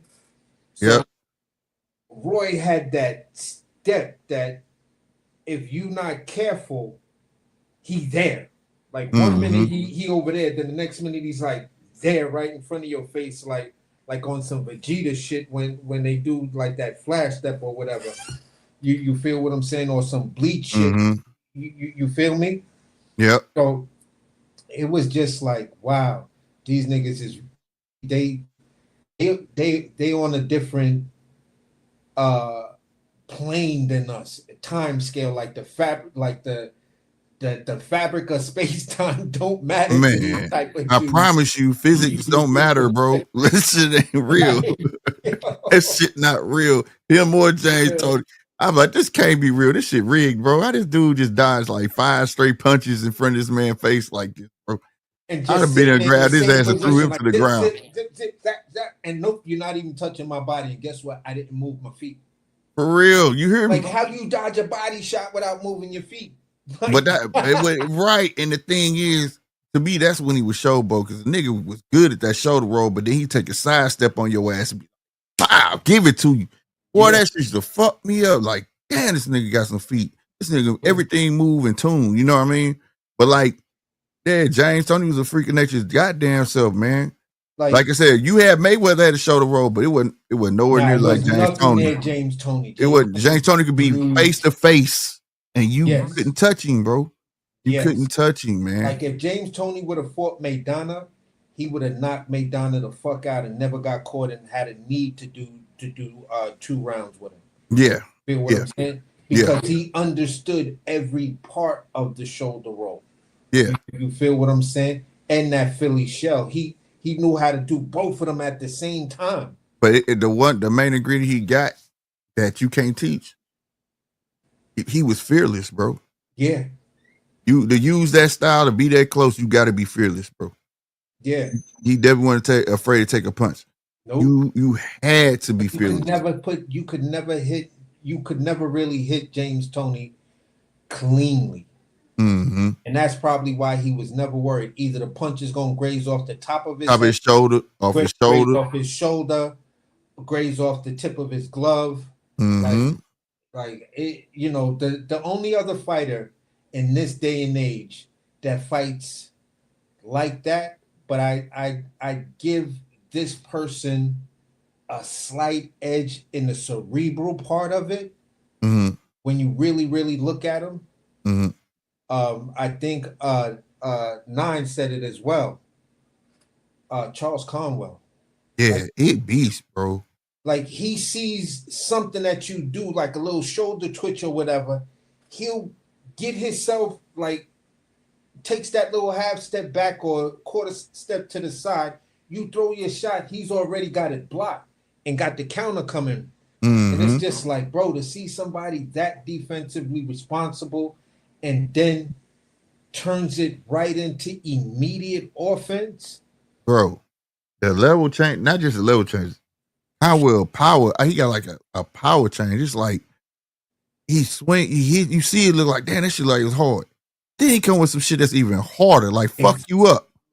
Exactly. And it's like the only other fighter, I'm gonna keep it a beam with you, that I seen have that cerebral kind of ability. You feel what I'm saying? Shakur at 126 or maybe 130, and Terrence Crawford. Mm-hmm. Well, yeah, Terrence do it. I know Terrence do that shit. He'll fuck with you, make you think you done took his best shot. Then he come with some other shit. You like, what the fuck? Yeah, I don't watch him do that shit. Yeah, and I'm only saying it because that 126-pound Shakur was an amazing thing to watch. Yeah, he was a killer. And offensively. He was killer. 130 he was too. He knew when to turn that shit up. Exactly. You know what I mean? That's the curse that he built for himself.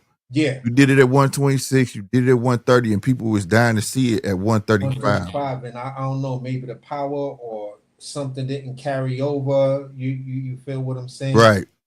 But you just that's where your IQ come in that though, because like I know I started off saying I wasn't gonna compare, but like Sweet Pea, everybody that was on, man, but Sweet Pea was knocking motherfuckers out. I said, what? Man, you were like, Sweet Pea only got like 17 knockouts, bro. But the thing is, he can make you miss and make you pay. He gonna make you pay for it.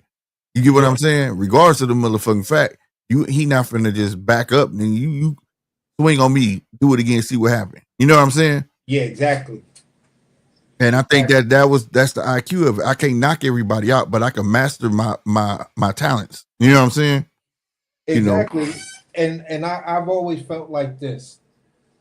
And I had to clear this up with this dude who was trying to tell. I was like, listen, I just don't like the fact that boots get hit like that. Well, first of all, you got to understand that this is boxing, and no matter who the fighter is, they gonna get hit. Yeah, but you don't get hit like that, bro. Don't try to diminish my argument by saying some gaslighting shit that every fighter gets hit. Hey, see, Of course, every fighter gets hit. The niggas who saying that, they are content with getting participation trophies. That's what it is. Exactly. So I'm just like, look, bro, here's what I'm saying to you. It's called the sweet science, the art of hitting without getting hit. If you're getting hit with shit you should not be getting hit with, then that's a defensive issue to me. It is. It ain't it's not you, a matter it of is. boxing and gotta get hit. It's a defensive issue to me, because I've seen fighters stand in the pocket right there, and the motherfucker can't touch them. Can't touch him, bro. That's what I'm saying, bro. Motherfuckers. That's why I started off today, like with the show. Like, yo, man, I see everybody talking about dominant, he obliterated, and all of this shit. And I saw a different angle, and everybody talking about, but y'all can't this and that. It's boxing. You gonna get hit, bruh. And then y'all saw he got a chin. We wasn't even supposed to know he got a chin. What you mean, bro? They ain't supposed to get there. Yeah. What are you talking about, bro? The way y'all said it, the way you dude said it, y'all was talking, oh, this shit gonna be like 85, 15, 85, 20. This shit gonna be a complete wash. Okay, so if it's a complete wash, why are you getting hit like that? Yeah, bro. Like that's how I see it. And people take it, like I said, man, if you gonna be a show and be true, it's okay to critique a motherfucker. How's they gonna get better, bro? I see he got the goods. He go on and be a great boxer, no doubt. I think he probably would. But the thing is, though, like y'all can't deny what you see. Yeah, you just can't deny. Call it.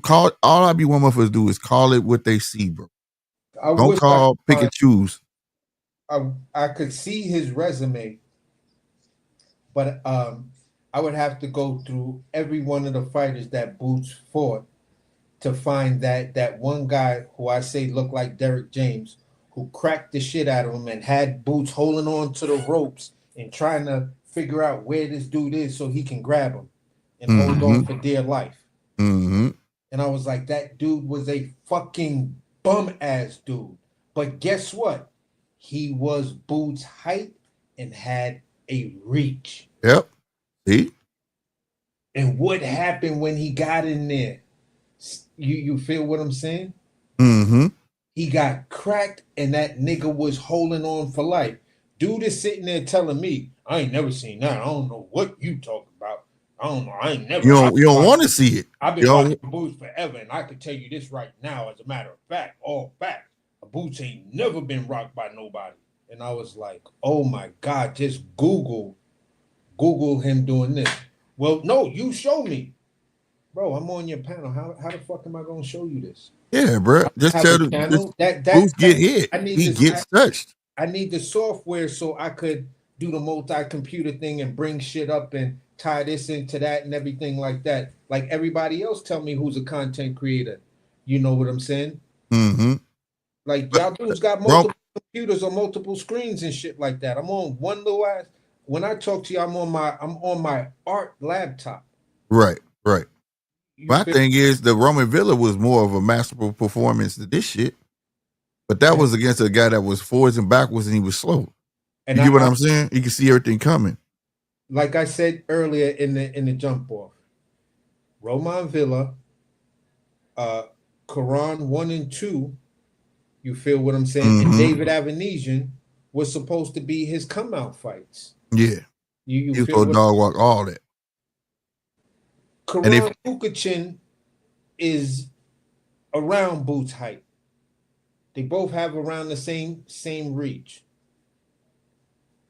You don't see the pattern here? When when he got all the advantages, he looked spectacular. You chip away at some of those advantages by just a natural body type and a natural matchmaking, he struggles. Yeah, I think also, like I said, man, the stronger, shorter guy, athletic person that got a battery in his pocket, that's who's gonna give him a problem too. And that's why I think Brian Norman gonna be an issue. I think Brian Norman's gonna be an issue just for that fact. Ain't no And, that, quitting. Ain't and no that's why, quitting. exactly. I don't see no quitting Brian Norman, and I definitely don't see it in his like him and his pops.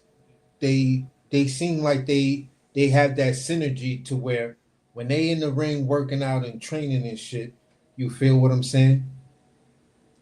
Dad is giving him all the little tricks and trades Mm-hmm. of the professional boxing scene. He's Right. telling him all the little intricate things. Now, I'm not saying Bosie's not doing the same thing. You feel Mm-hmm. what I'm saying? But Bosie is taking on responsibilities.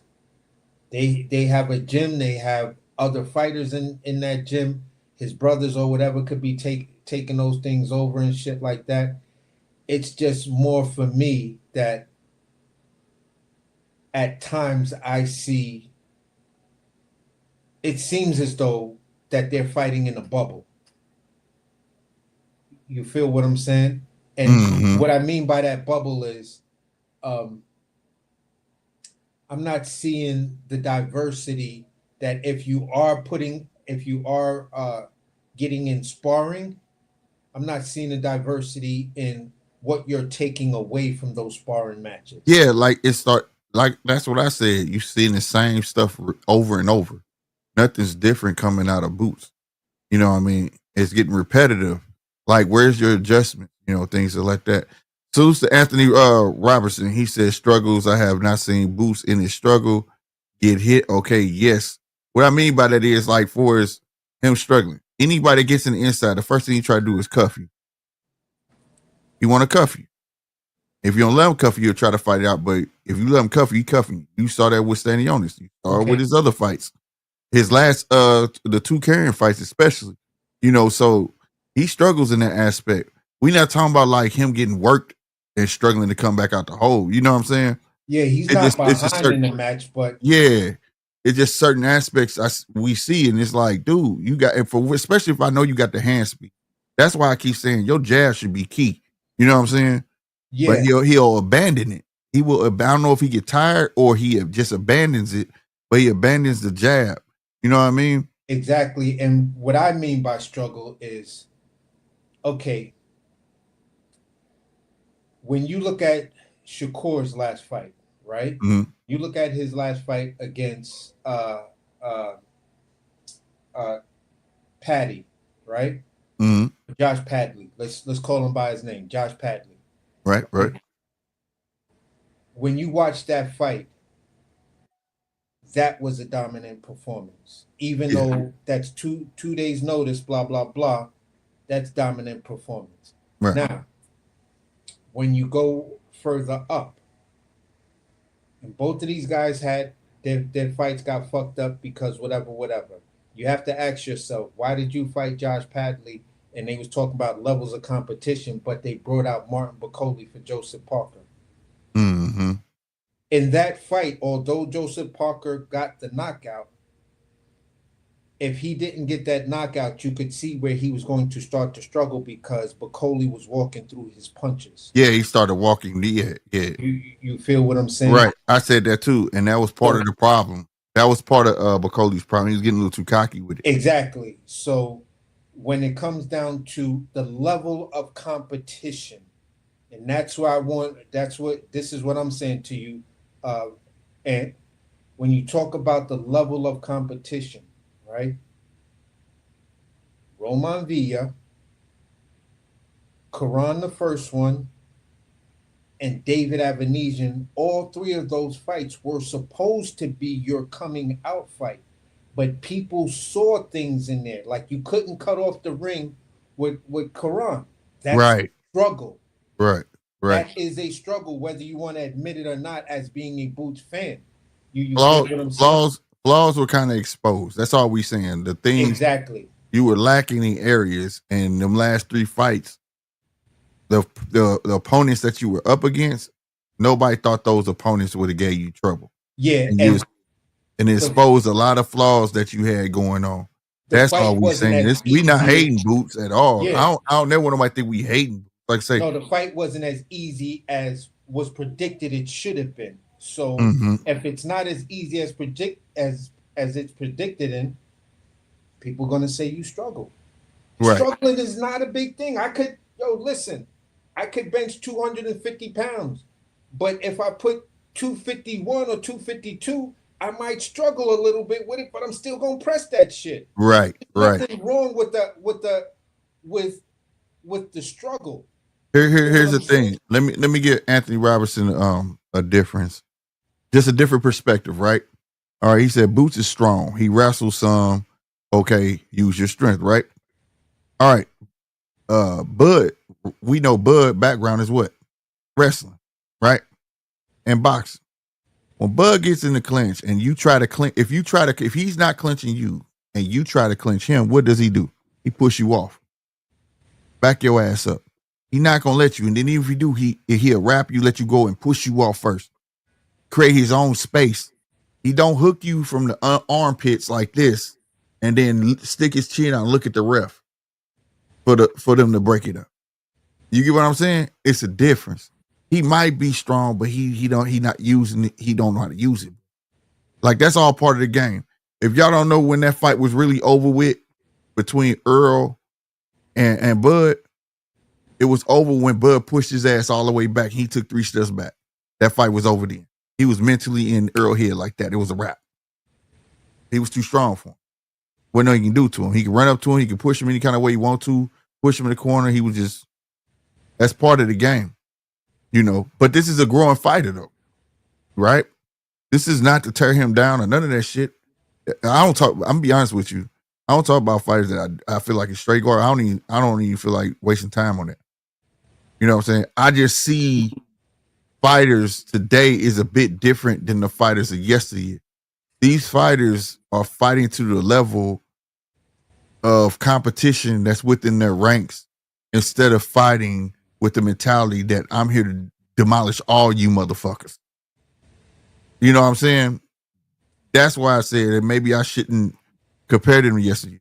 Nobody wanted to be rated second best, right? Nobody back then wanted to say, I'm a champion and he's a champion, right? Everybody back then wanted to be the champion, the man, not, oh, I'm sharing the spotlight with somebody else. You know what I mean? Exactly, Anthony. That is Mason he talking about. Yeah, and Mason's doing it right. Mason already taking, bro. You don't give a fuck about none of them. You fight with your feet first. Mason don't give a fuck about none of them motherfuckers. You look at Mason last fight. This motherfucker creating space, taking that little half step back. This motherfucker doing some shit. The little shit like the average fan don't look at. You get what I'm saying? Man, bro, Mason gonna be a problem. Mason's definitely somebody they need to say, hey, I'd rather fight him now. You know what I'm saying? Yeah. Because once he feel all the way out, he ain't even in his man strength yet, bro. Once he get it all together, it's a wrap, bro. That's a wrap. Why I've been saying Keyshawn. Keep Mason now. You gonna fight him? You gonna get in there with him right now? You ever think about fighting him? Get him in there right now. Yeah, Keisha gonna be a problem. Now, we not rushing Mason. Mason my dude, bro. I like everybody like, oh, how is he a prospect? He got such an amount of fights and he just not becoming a contender because his father was moving him the right way, bro. Yeah, and I'm gonna say it like this, my guy. When you look at the fighter who's fast track versus the fighter from the mud, I'm always gonna go with the fighter from the mud. Right now, I believe when you look at their records, if I'm gonna make the statement and I'm gonna double back. If I'm wrong, I will correct it. But I believe Abdullah Mason has more fights than Keyshawn Davis. Yeah, you do. When I talk about more fights, I'm to me that's more looks and more experience. And with his attitude, bro, I have a hard time believing Keyshawn beats Abdullah Mason. The thing that's the thing, like you know, the whole point of his dad moving him like that is so he can see different styles. So he'll be able to have that ring IQ when you try something like, oh, okay, I done seen this shit before. You know what I'm saying? Here's the beautiful part about Abdullah Mason, bro, that you do not see with Keyshawn Davis. Mm-hmm. You see Abdullah Mason work on something. The dude who dropped him twice, right? The dude who dropped him twice. You could tell that Abdullah was working on something. Mm-hmm. He was working on that the most difficult punch in boxing. It's the mid-range uppercut, catching the right timing as a guy is starting to lean forward, but you take the little half step back because you bait him into it. Right. You bait him into the shot with a lazy jab, and he's gonna try to come over your lazy jab, being you're the taller fighter. He's gonna try to come over that to catch you. The little half step back and the mid-range uppercut is what you throw. That's the same fucking punch that got Sebastian Fundora in trouble to where he got clipped the same way Mason did, but old boy followed it up with the hook and then knocked him out cold. Right. Mason was trying that same thing. That's a high level punch, bro. That's telling you this kid's got ring IQ and he's in there in real fights working on it. Working on shit. So he gets clipped twice. All right, he gets him out of there the next one. The very next fight he does, guess how he drops that dude? With that punch? With that same exact fucking punch with that punch dropped the last time. But the key where he learned it, he just didn't try it again, was in the previous fight before that was his dad told him some key words. He got yelled at him, look at me. Put him on a timer. Yeah. Time his ass. You'll get him. Yeah. And sure enough, he got him out of there. And the beautiful thing about that, he didn't have to tell his son to look at him. He didn't have to tell him, like, pay attention. He really got his son's ear. Yeah. He got his trust. You know what I'm saying? So whatever he say, he gonna go out there and do that shit. And you don't see that too much today. You know what I'm saying? That's the main factor. Got no friends. And I love the fact like this. I wish that Andy Cruz shit was real. That Andy Cruz was trying to make a fight with him, because it's like, you go out there and you stop Andy Cruz, you just fucked up a lot of internal energy that Keyshawn had, because Keyshawn run around like, I ain't got to fight the dude. Nigga, he beat you 4 times. Right. You like asking why I got to fight him, because he beat you 4 times. And everybody know, and you got clown when he beat you. And here's the fucked up part about it. Yeah, that was fucked up. Last time he beat your bitch ass, and I'm just saying it just to be, because I don't think Keyshawn's a bitch ass. He's one of my young favorite fighters. But I'm gonna say it like this: the last time he beat your ass, you were a pro, and then you went back to the Olympics, and he still beat your ass. Yeah, man. Wasn't that Snoop and Kevin Hart? Like, what did you celebrate for, dude? You lost. Yeah. I'm like, nigga. Man. But that's something he definitely got to clean up. Beat your ass as a pro. Yeah, that's something. You saying you don't want to get that get back? He definitely need to go ahead and get it, though. I ain't gonna stunt. You my guy, but hey, listen. I'm gonna keep the same energy, and I'm gonna ask you what the fuck's up. Those ain't Rolex diamonds. Right. You feel what I'm saying? Right. Those ain't Rolex diamonds. What the fuck happened to that? You feel what I'm saying? Right. You know what I'm saying? But no, he need to get that Andy work. Like Anthony said, he need to go ahead and handle that, get that shit out the motherfucking out the way, bro. Real talk. I always liked him from the time I talked to him. I got an interview with him and his brothers. Like, I always liked the way he talked and everything, because I was like, this kid gonna be a sell himself. And I was right. He know I talk in front of fucking camera.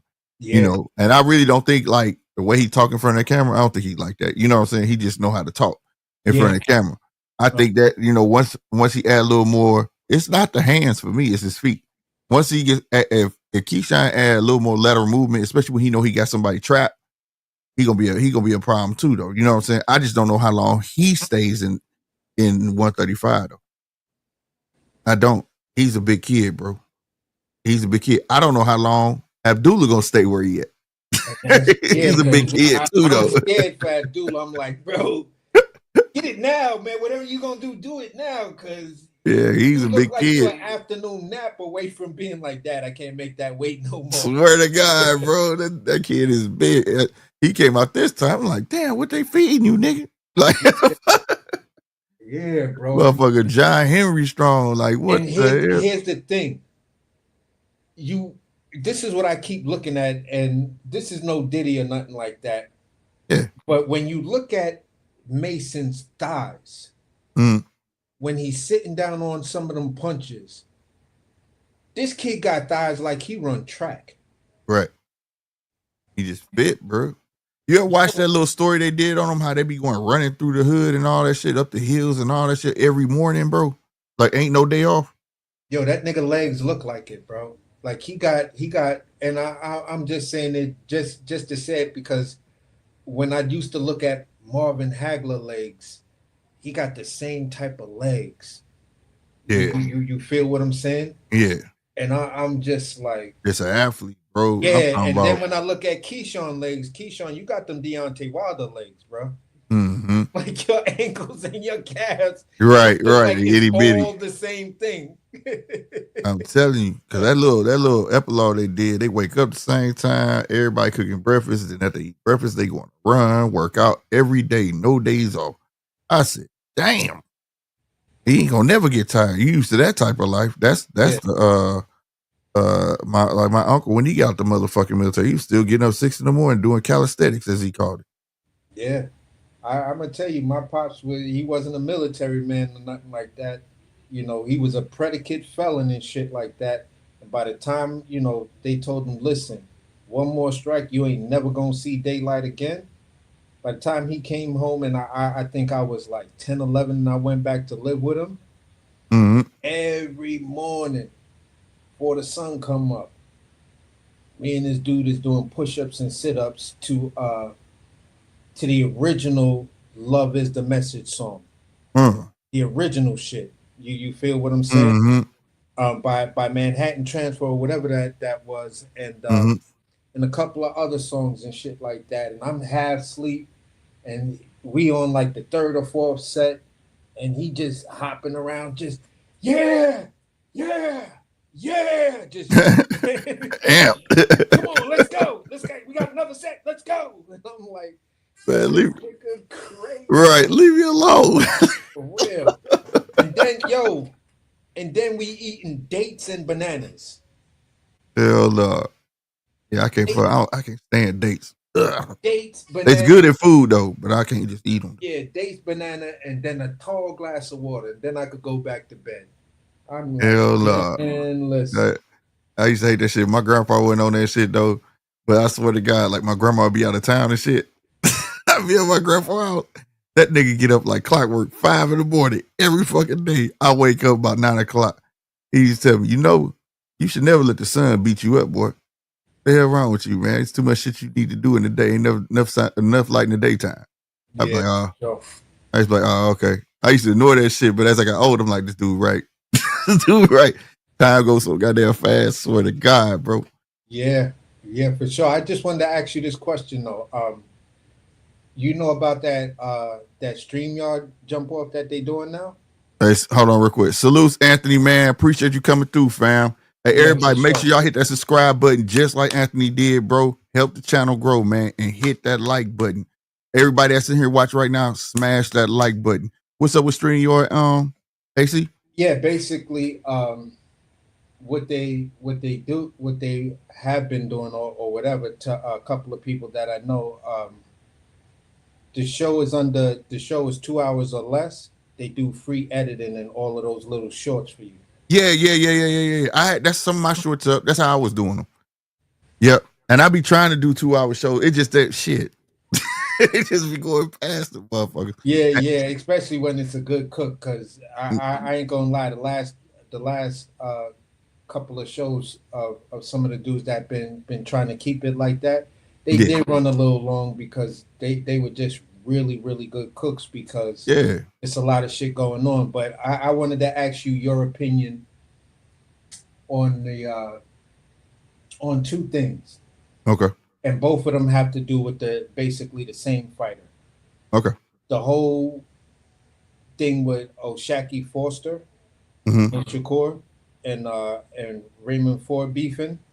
You feel what I'm saying? They Twitter war that they was going through and all of that. And Shaqy is telling Shakur like, bro, don't fucking duck me when I come up there because you can't run no more.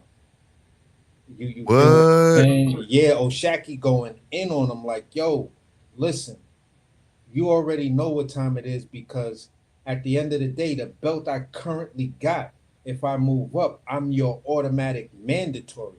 Shakur, like, you starved. You know, I got bigger things to do. I got Zapata and Tank next. Who the fuck said that you got Zapata and Tank next? You out here begging Oscar for the Zapata fight, and your Twitter and all the shit you were saying about the Turk. You tweet to Oscar, yo, Oscar, get at me. We could make this Right, fight happen. right, right. Oscar's reply was, after all the shit you've been talking, I Uh-huh. was like, oh. I think the fight going. I think Zapata fight's happen. I think No, I think it's happening too because if I remember, it's mandated, Yeah, it's mandated, but and it's supposed to go to first bid. But and at the that's same, the but the Shaky thing though, if that's what Shakur was saying, see, that's what I'm saying. These cats a little different, and I know I'm gonna come off sound like a hater, but that shit weak, bro. It's simple, bro. I'm not gonna go back and forth with you, but this thing they do on Twitter, you know what I'm saying? Sometimes I don't know if they be for real about it, or is it just for fun, or it's to sell they sell. I don't know. But for it me, started with Raymond Ford. Raymond Ford calls out Shaqy, right? is that who he was calling a bitch? Yeah, Okay, yeah, I know about that. yeah. Yeah. So basically, Oshaki was saying, you know, if he couldn't get the Lamont Roach fight at 130, Mm, he was going up to challenge Shakur or chase Lamont Roach at 135. He's like, it's more smoke up there at 135. right. Old boy from 26 is like, nah, don't do that. Yo, ooh, ooh, ooh. And he's like, you like Shakur's son. Shut the fuck up. You feel what I'm saying? Yo, he kept on telling Raymond that, yo, I'm trying to fight your daddy. I'm trying to fuck up your daddy. I ain't trying to beat you up. It hit more if I beat up your daddy. You feel Damn. what I'm saying? So then Shakur chimes in, and that's when he says some shit about, yo, listen, just like you saying, you got bigger fish to fry, I got bigger fish to fry, so starve like you been starving and all of this other stuff. And I'm Now, like, now see me, whoa. for me, I'm not gonna say all that. Bring it. Shaqy hit him with the realest shit because some goofy dude tried to step in between, some fan dude tried to Mm-hmm. step in between boxers beat conversation. It's like, bro, they don't need your cheerleading. You Right, know right, what I'm saying? Let them two, this is juicy enough right here. right. So uh Oshaki tells him some shit like basically, listen, um I'm trying to say it the right way. Mm, He was basically telling the dude like, look, man, you you out here, you out here, you painted yourself in a corner. You out here telling everybody people is ducking you, but yet and still here it is. I'm calling you right now, and you turning down the fight. I mm. was like, ooh, touche. Because the narrative is, don't nobody want to fight me. Uh, they all ducking me. You feel what I'm saying? And here Oshaki is calling you out right now, and you turning down the fight. Justify that right there, Mr. Shakur Stevenson. Everybody ducking me. I'm looking at it now. That motherfucker said, "Fuck the minion." That fight was Boo Boo the other night. I'm trying to be his father. I Yeah, don't want the dollar store version. All these yeah, niggas are here tripping, bro. word. They are here tripping. You Frankfurt said you say and do everything to avoid his ass whooping. LOL, I be ducking you to fight your daddy. I'll take that. Fuck you, Goofy. I want Shakur next. Hell nah. I'ma see what y'all on. I'm trying to chop the head off. So these niggas, see, I don't be on this motherfucker like that. Damn. I don't follow no professional, no boxer or even MMA fighter. I just seen the video, and it wasn't. It was. I think the video, the video I saw came from TBV or some shit like that, and they were just playing the tweets one after the other. I was Right. like, oh my god, you feel what I'm saying?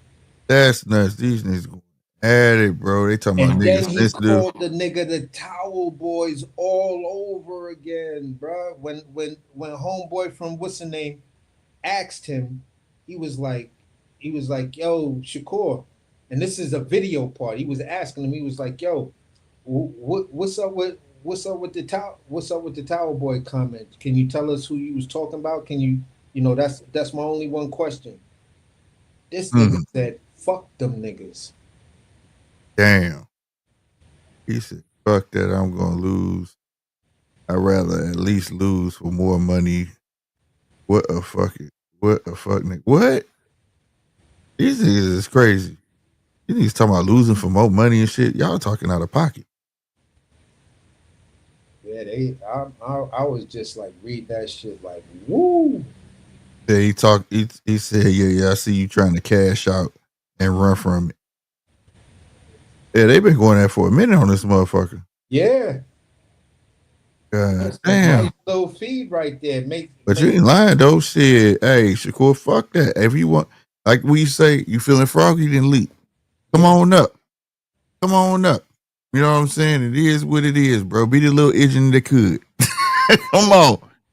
Bring it. That's all I would have said. Man, I'm not finna go back and forth with you, bro. You know you in a whole nother weight division.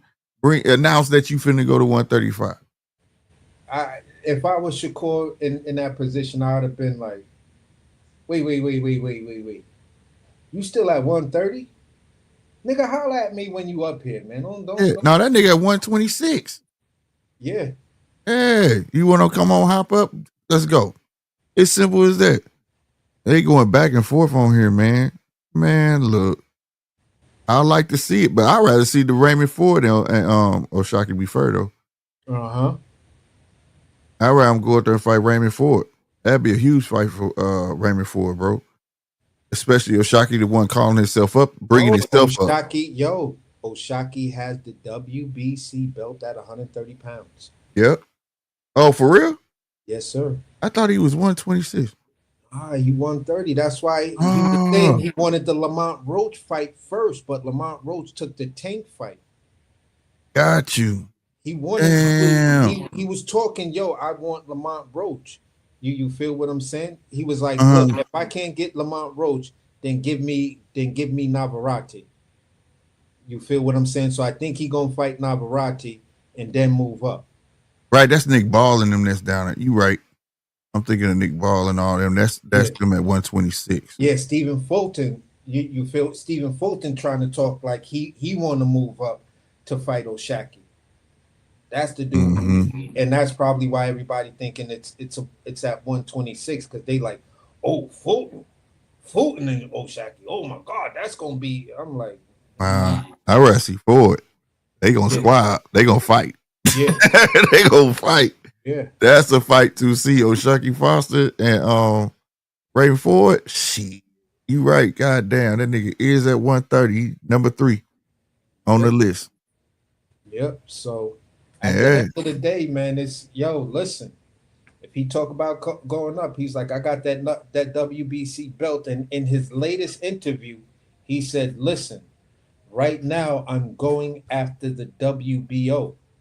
You feel what I'm saying? So with the WBO, he's either looking to challenge Keyshawn, or with the WBC, he going after Shakur. He said, however it go, whichever one of them champions want to mix it up, when I get up there, I'll be ready. So he already let Keyshawn and Shakur know when I get up to 135, which is gonna be a minute once I get this belt from Navarrete, I'm coming to see you niggas, either one of y'all, and I'm gonna be the Mando for both of you niggas. Shit, if they play keep away with the Navarrete fight, just go on up there. Fuck it. Yeah. Go on up there, man. That motherfucker WC shit. Go on and talk to Mauricio. He might grant you special permission to go up. Take that fight. You lose, you come back down.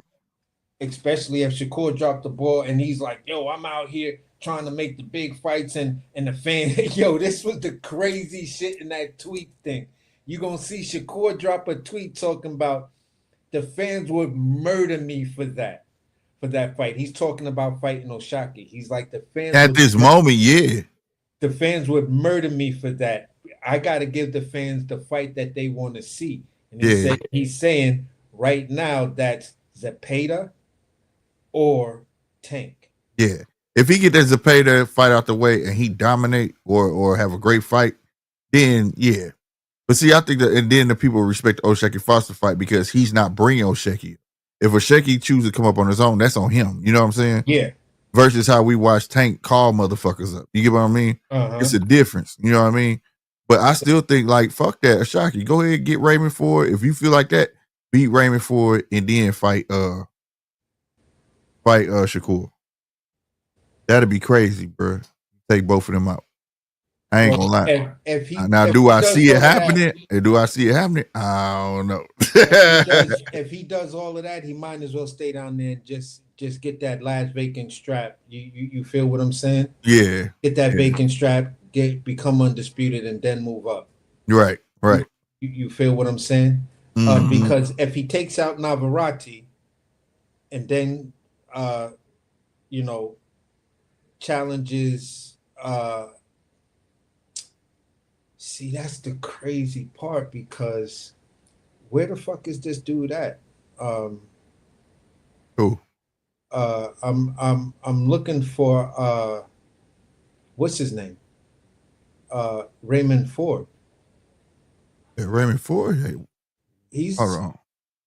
I think Raymond Ford is still at 26 because I ain't seeing him nowhere at one. Yeah. I think he is at 26. I can tell you. I believe you.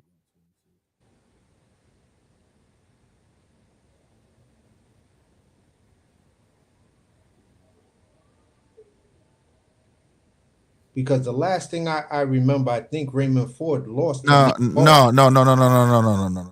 nigga, he at 130. Because he lost to Nick Ball and he was supposed to move up. Remember? Yeah. And they asked him to stay. He fought Nick Ball because he was like, and remember afterwards he was like, I really wasn't supposed to fight this fight. Was like, oh shit, Nick Ball beat. But they used him to put his name up because after he was like, I wasn't even supposed to beat, stay here. You know what I'm saying? Okay. He was supposed to move up before the Nick Ball fight, but they presented the offer and he was like, this was some money I couldn't pass up. You know what I'm saying? Now I see him. He's ranked 5 in the IBF, 5 in the WBA, right?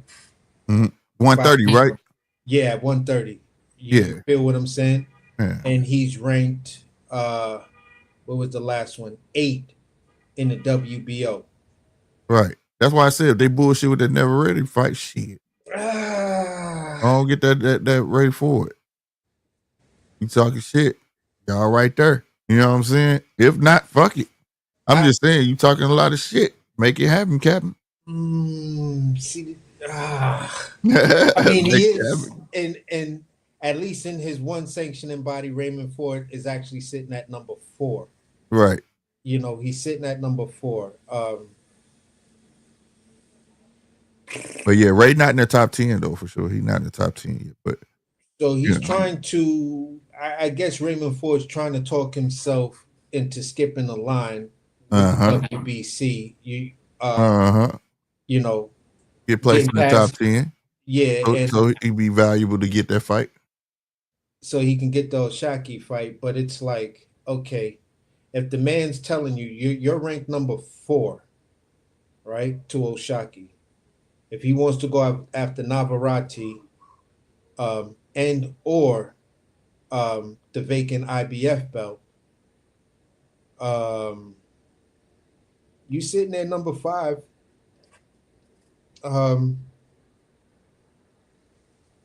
Maybe y'all could figure out a way, and I've seen weird shit like that happen before, to where G Wall said he think Nunez is fighting for the vacant belt yeah, that's on the what I've 28th. been. Yeah, I thought I was hearing something like that. That's why I was like, I don't know how they swing it, but Mm-hmm. Salute yeah, G Walls. Yeah. yeah, They all to mix that shit up. Ray Bay keep talking. Talk his ass into a fight. We didn't seem to happen more than once. yeah. Talk I mean, enough, you that's how might get Rolly what you got wish his. for. Yeah, that's how Right. Rolly got his opportunity. He talked his Yep. way that shit. Talk You your feel way up. You might just get what you asking for. You know what I'm yeah, saying? it's just like, ooh, I don't know. But I agree with what Shakur said though. Like I can't just fight you right now, nigga. Hell no. That's a bad optics, bro. Like no, because that's how people gonna say. See, he ain't fighting because the Zapata fans already looking for something to have on Shakur. You know what I'm saying? And for him to do that, their first thing gonna say he ducked. You know what I'm saying? yeah. He Now ducked that Zapata. fight is kind of that fight is kind of mandated. Yeah. This is going to be interesting for Shakur because Zapata does throw punches and bunches, and here's the thing where I think a lot of people are going to sleep on. He's got the look already. Mm-hmm. You feel what I'm saying? He's generally got 24 rounds in with a defensive specialist. Mm-hmm. Probably in the lighter weight classes, the second Wait, best who you talking about? Tevin Farmer. Oh hell yeah. It probably the second, in those weight divisions, those lighter weight divisions, probably the second best defensive specialist. Right, I'm saying right, defensive specialist. right, You right. feel what I'm saying? Because hands down, I'd find it hard to figure out somebody telling me between Tevin Farmer and Shakur, those are not your two best defensive specialists Yeah, at Devin a, was a at a buck motherfucker. 35. You feel what I'm saying? Yeah, Devin was a motherfucker. To me, he was a damn near the second coming of Sweep Heap, bro. That motherfucker was hard to hit. Yes, sir. Cockeyed That motherfucker that yeah, type yeah, fuck that you up. motherfucker was hard to hit, I'm bro. telling you, that cockeyed nigga fucked me up. I'm gonna shoot him. I'm like, nah, You ain't lying. That motherfucker slipping punches, bending at the waist, like God damn, you can't hit this nigga. for real. And it's just like, regardless of his losses, you still want to see Tevin Farmer. Yeah, You feel yeah, what I'm saying? So yeah. Zepeda has 24 solid rounds in with a defensive specialist. So it's going to be, and he's been dropped by a defensive specialist. So it's going to Mm-hmm. be hard pressed for Shakur to come with anything different unless you just going to break out the ultimate ring IQ on this nigga Zepeda. Yeah. The one thing I can say is that Shakur, well, you know what? I can't even say that. I was gonna say I can feel like Shakur getting his groove, he could walk Zapata down, but he gonna have to land some clean ass punches, make that shit happen. And I ain't seen that type of power yet at what I'm saying, With 135. that level of competition Right, at 35. You feel what I'm right. saying? And you still talking about, even after you beating shit down Patty's legs, your hands Mm-hmm. were still fucked up. Yeah, his hands still fucked up. And the one thing don't nobody say nothing in Shakur defense, man, that was a guy he didn't train for neither. You didn't know how that cat was gonna come. Yeah, He, and you beat the shit out of him. I ain't yeah, got no problem with that. yeah. That's why I'm like, yo, I gave him his flack, and my only flack was that, you know, you did 9 rounds with the dude. He could have got him. And the thing is, bro, I did the same thing that night, bro. I said, here we go. Marveling at his work. He started grinning and shit. And he had that man dead to rights like 3 times in that fucking fight where He dude could have didn't want finished no him in more. the 6th round if he Yeah, wanted. he didn't want no more, bro. Dude literally folded over from a body shot and literally paused and he just looked at him. Like, you Yeah, know what I'm saying? I'm like, get his ass the fuck out of there, bro. Like, yeah. yeah, bro. And that's one of my things. I'm just waiting on this new crop of fighters that we got, and it's crazy because so many new fighters that's got their chance to make a name and get their recognition. Who's gonna be the one to flip the switch and be the most dominant motherfucker? That's who I want to see. Whether it's 147 on down, who is gonna be that motherfucker? Everybody gonna gravitate to. It's Yeah. still not that guy. We don't have that guy. that guy is not there. You know what I'm saying? In my eyes, at least. Yeah. In my eyes, I see future probabilities like a Mason. You know, he already know I flip it on and off in the ring, but I still gotta see him up there with his peers. You know what I'm saying? Yeah. Keyshawn, I can see him. Shakur, he about to be the OG in a minute. Him and Tank. You get what I'm saying?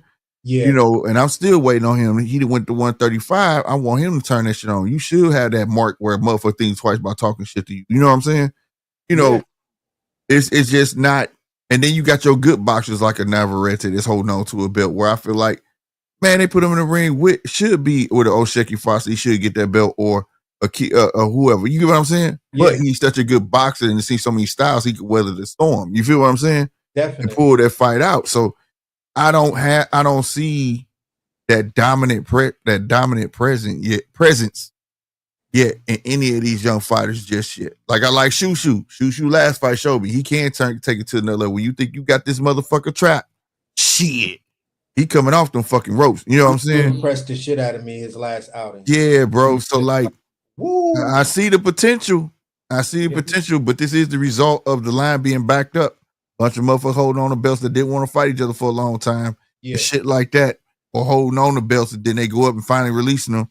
So now we got a shitload of fighters that we trying to see who's the cream of the crop. You know what I'm saying? Yeah, like I'm still gonna big up Rohan Polanco. Mm-hmm. I think he's gonna be a problem. I think he's gonna be hellified, you know, and this the beautiful avoided.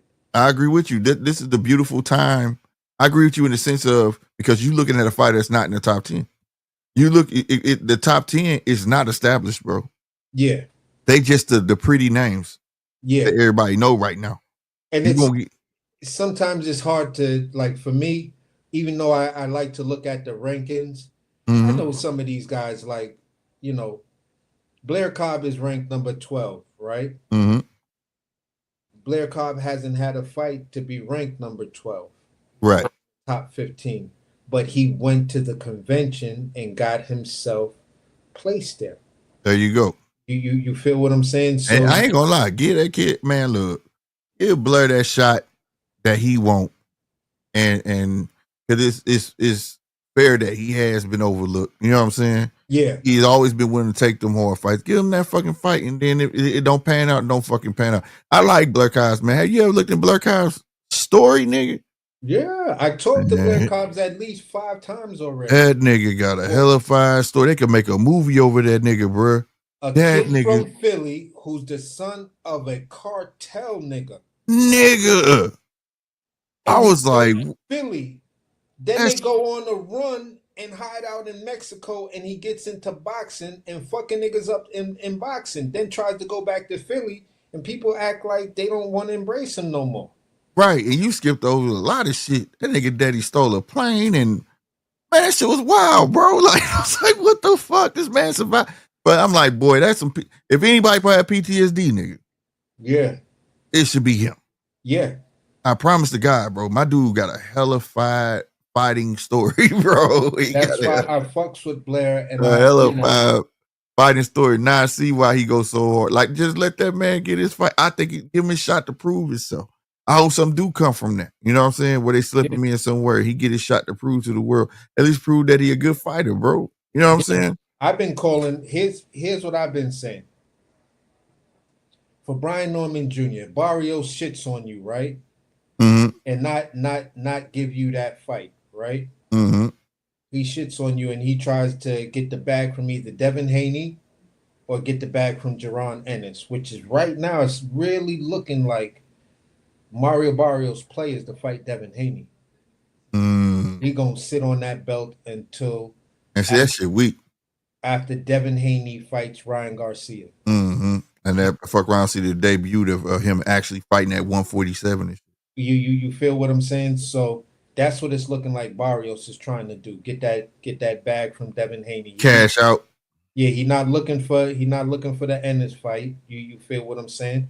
Because he reported he turned it down. He said he getting ready to have a baby or whatever. But I'm thinking as soon as Ennis won that Stanionis Infinity Stone, he wants that Barrios Infinity Stone.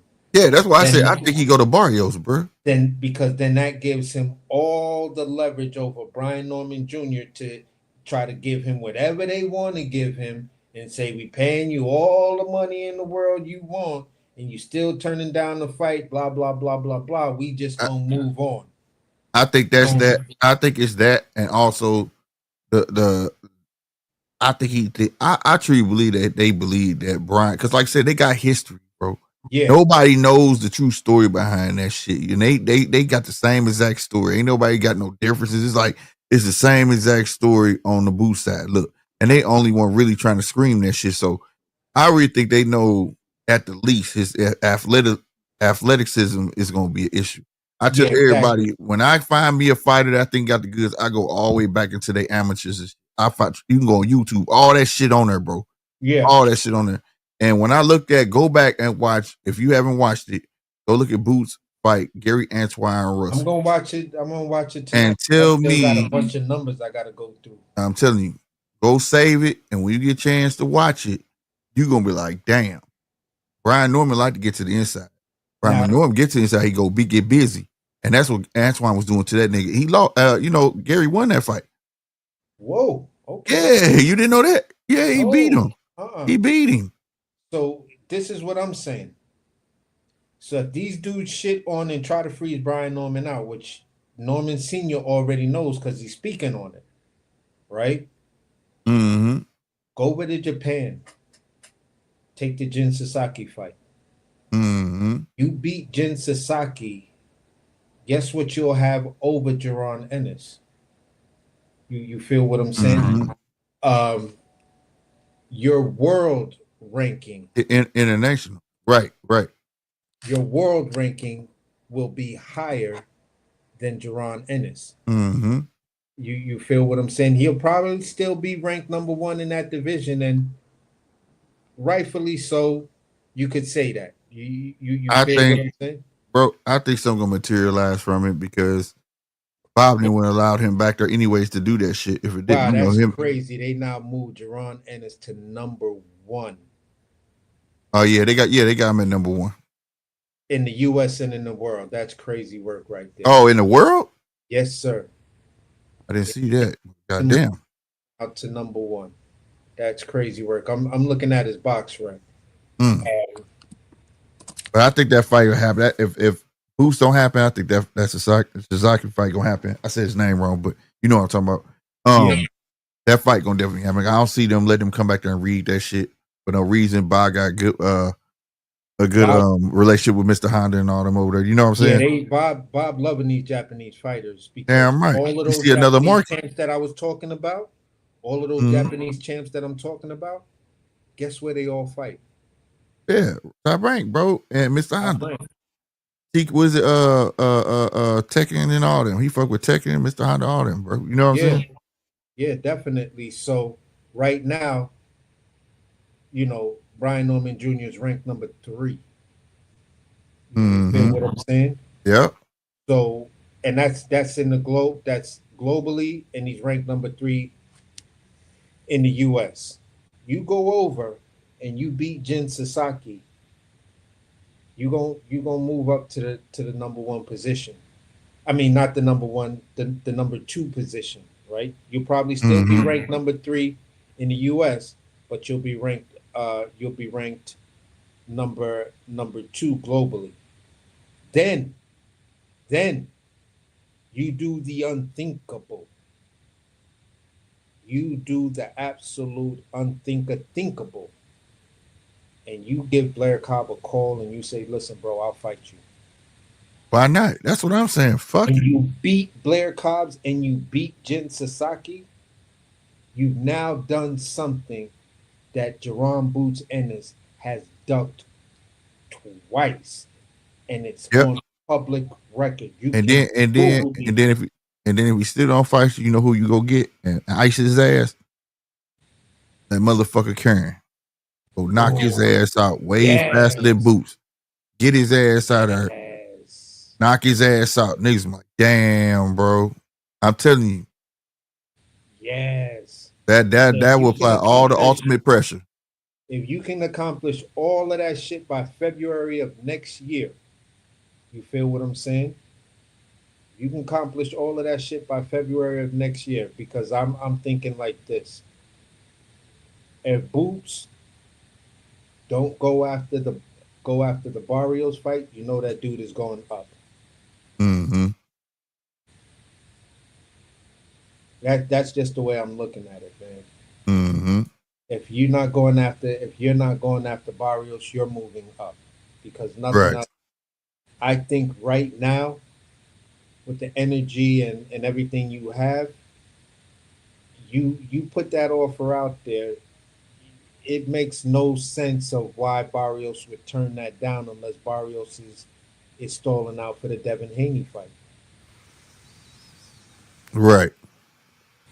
So, bro, that's where I land that plane. You feel what I'm saying? And Mm-hmm. I'm just like, yeah, this 47 shit is gonna look real. It's gonna look real weird in about the next 90 days. The next 90 days, we just got to look at what rumor mills come out, and if the rumor mills is looking one way or tweets is looking another way and shit like that, then we know, Right. yeah, you're about to tribalize you and Brian Norman fight. So this way, it gives you the room to where people say, nah, he ain't Doug Brian Norman. That was just he just like it ain't make no sense. Like That's gonna be what everybody watching, man. That's gonna be the main story for a minute at least until yeah, this other story kick up some dust. Before I get out of here to put some in your brain, I'm trying to find my guy name real quick. Turkey already signed a heavyweight,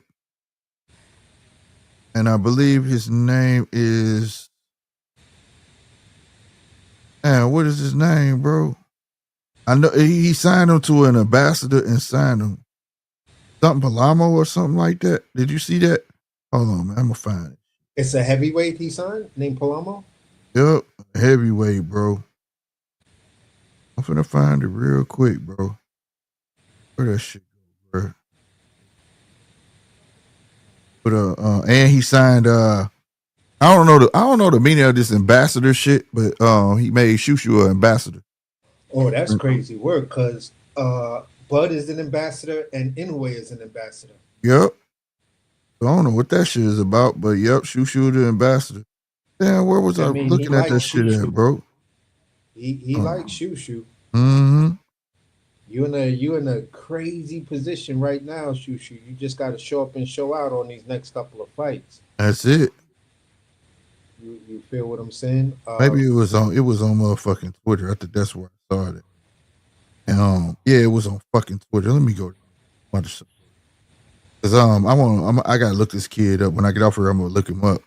But yeah, he definitely just signed him, man. Let me pull it up.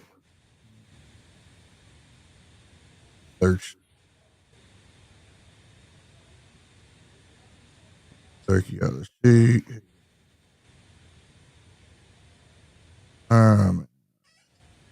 All right, here we go. Shoo. Here it is. Heavyweight prospect Danier Perro. Yeah, I'm just looking at his name. I was going to ask you. He's ranked number 11th right now in the WBA. Yep, it said the ring is excited to welcome heavyweight prospect Daniel Perro as our brand ambassador. Big things ahead for a big talent. That's crazy because I'd have probably thought he might go for uh, if he was going to do that. I really thought he was either going to get on the Moses and Tume bandwagon or Mm-hmm. Fabio Wardley bandwagon. Mm-hmm. You feel what I'm I think saying? this, but see, he can't sign them. They got a contract. I don't think this dude's signing nobody because, like, you got to read between the words. I'm reading between them both of the headlines. When it comes to Shushu, say, I'm proud to welcome Bruce Carrington as our brand ambassador. He represents everything we admire about the sport, talent, focus, and class. And then when you read the one about Daniel, it says, it's a pleasure to welcome Daniel Perro to the ring as a brand ambassador, as a promising force in the heavyweight division. We are proud to stand behind his journey. And then what the one I just read? Hold on, where it go? Okay, yeah, it says a pleasure, welcome, blah blah blah. We are proud to stand behind him. You see what I'm saying? A promising force in heavyweight division. We're proud to stand behind his journey. That's crazy. So that means they're gonna have a hand on his career. Yeah, that's crazy work, bro. Good luck to you, man. Mm-hmm. That's a big step, man. Good luck to you. I gotta check you out, see what you look like. Maybe Yeah. some shit on YouTube that I'll find from you. You feel what I'm saying? Yeah, I'm definitely on YouTube, and that might be their first signing to that TKO shit. You know what I'm saying? Yeah, Without saying that's it what it early. sounded like. That's what it sounded like. So maybe him and Shushu will be the second uh uh promo type boxing matches that they'll put on to Right, big through Top Rank. Right. to big up the TKO thing. It'll be under TKO, but it won't be the tournament with the tournament style of pay. You feel what I'm saying? Yeah, So yeah. Because they the still gonna have to work with other motherfuckers to get it off the ground. the last fighter that you heard of this dude something Scooby? Yeah. He had lost though. Yeah, he had that big upset loss or whatever. But when I look at this dude fight, I'm like, yo, why this? Like the dude definitely got that Mike Tyson style. Right. You feel what I'm saying? Definitely a knockout puncher. The shit that tripped me out was I don't know why the media chose not to cover this, but he somehow knew that Schofield pulled out of the fight, that he was dropped out of that fight that Friday, even though they announced it that Monday or Tuesday. Scooby knew because Scooby dropped a tweet that Friday saying, yeah, if Norman is out, I'm in the gym, I'm on weight, I'm ready. Me and my team is ready to get on a plane and see and be out there. Just give us the call. Oh, wow. Word to mother, my guy. That's something I gotta look into. That's more mystery shit. I read the tweet. That's crazy. I literally read the tweet because some I saw a crash. I saw somebody, you know, who has a reputation of crashing out in this day and age, right? Mm-hmm. But he brought up a really good point when he was like, why did they not let you know about this guy? Look at the tweet, look at the date. Yeah, I'm definitely research on it. But yet they chose Patty. And he was ready, just like Herrera was ready. And Herrera was there. Herrera was in Dubai. Yeah, they probably it was a tougher outing and for him not to be trained for him. You know what I'm saying? Okay, but then it begs to ask this question. It begs to ask this question. Then why did they choose Bacoli for Joseph Parker? Right. You feel what I'm saying? You ain't gave lying. Joseph Parker a lighter touch? Right. Fuck you no. Gave him fucking Martin motherfucking Bacoli, bro. Right, you get my fucking monster, bro. For real. And he luckily got up out of that shit. You ain't never lied. Damn, bro. Oh, that shit. I'm sitting there looking at him and I'm like, you know, there's an old saying, a broken clock is wrong twice every day. And this right here, bro, I can't deny you on this one. You hit a home run. That is an excellent question. Because the date is right there. If it wasn't that Friday, it was that Saturday morning. Mm-hmm. He knew before all of us knew, before it was announced. How the fuck did you know? And you told them people, I'll be out there. I'm ready to go. Me and my team is ready.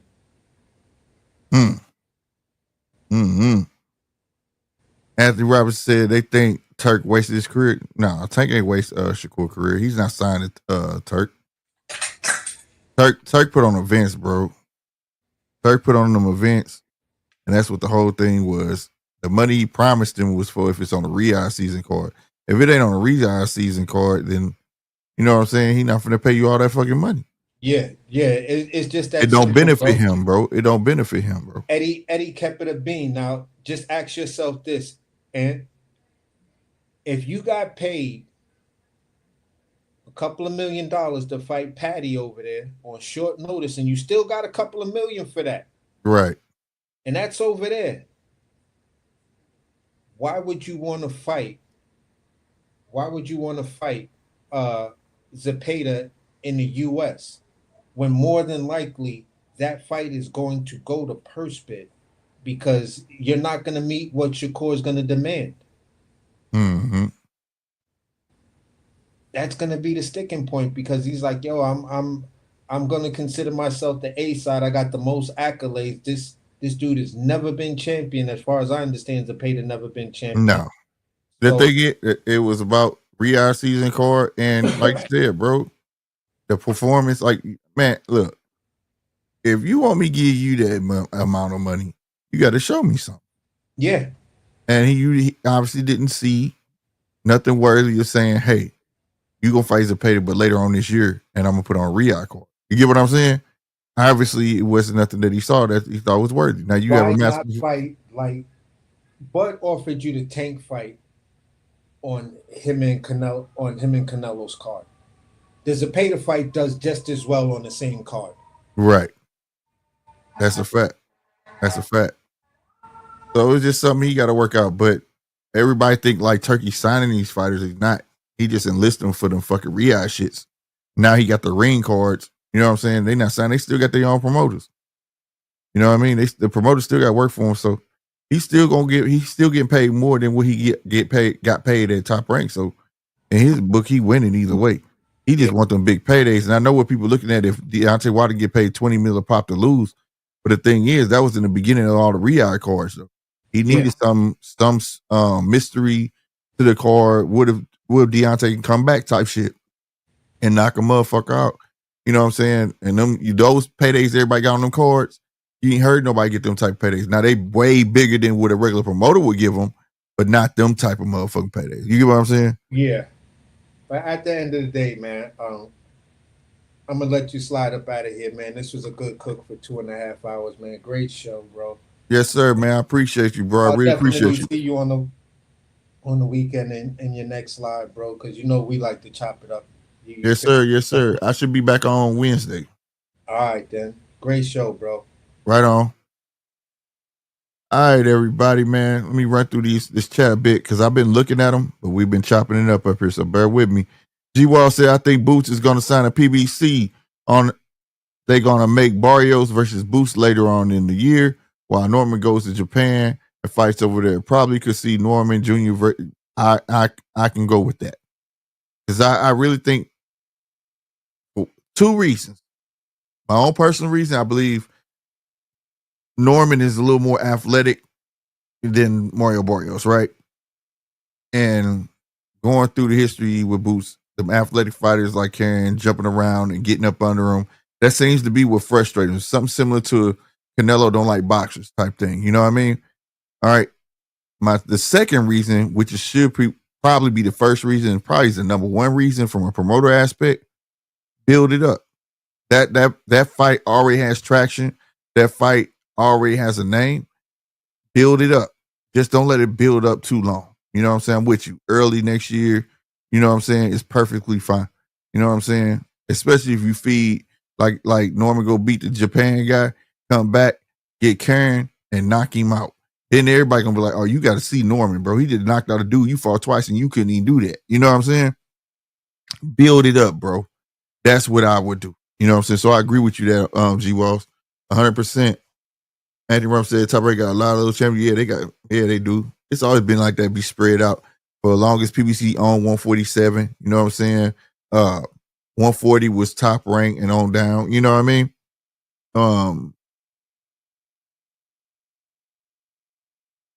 Anthony Roberts said, to be clear, the Saudi guy wasted the African contenders' careers. Some of them was already kind of dead, and Big Baby got some sort of resurgence out of it. You know what I'm saying? You know what I mean?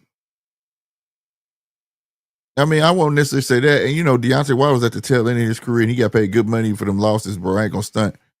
So I mean, I would say wasted him. You know, he just don't have like, okay, Shakur, everybody wait on that fight where it's like demanding. You know what I mean? You got to think it from a business perspective. He's not in control of their careers. He's just gonna give them a shitload of money to perform on one of his cards he's doing for his country. You know what I'm saying? So I don't look at it like that because it's really up to Eddie to move his fighters in the correct manner. So I'm pretty sure. I mean, it's a big, massive payday.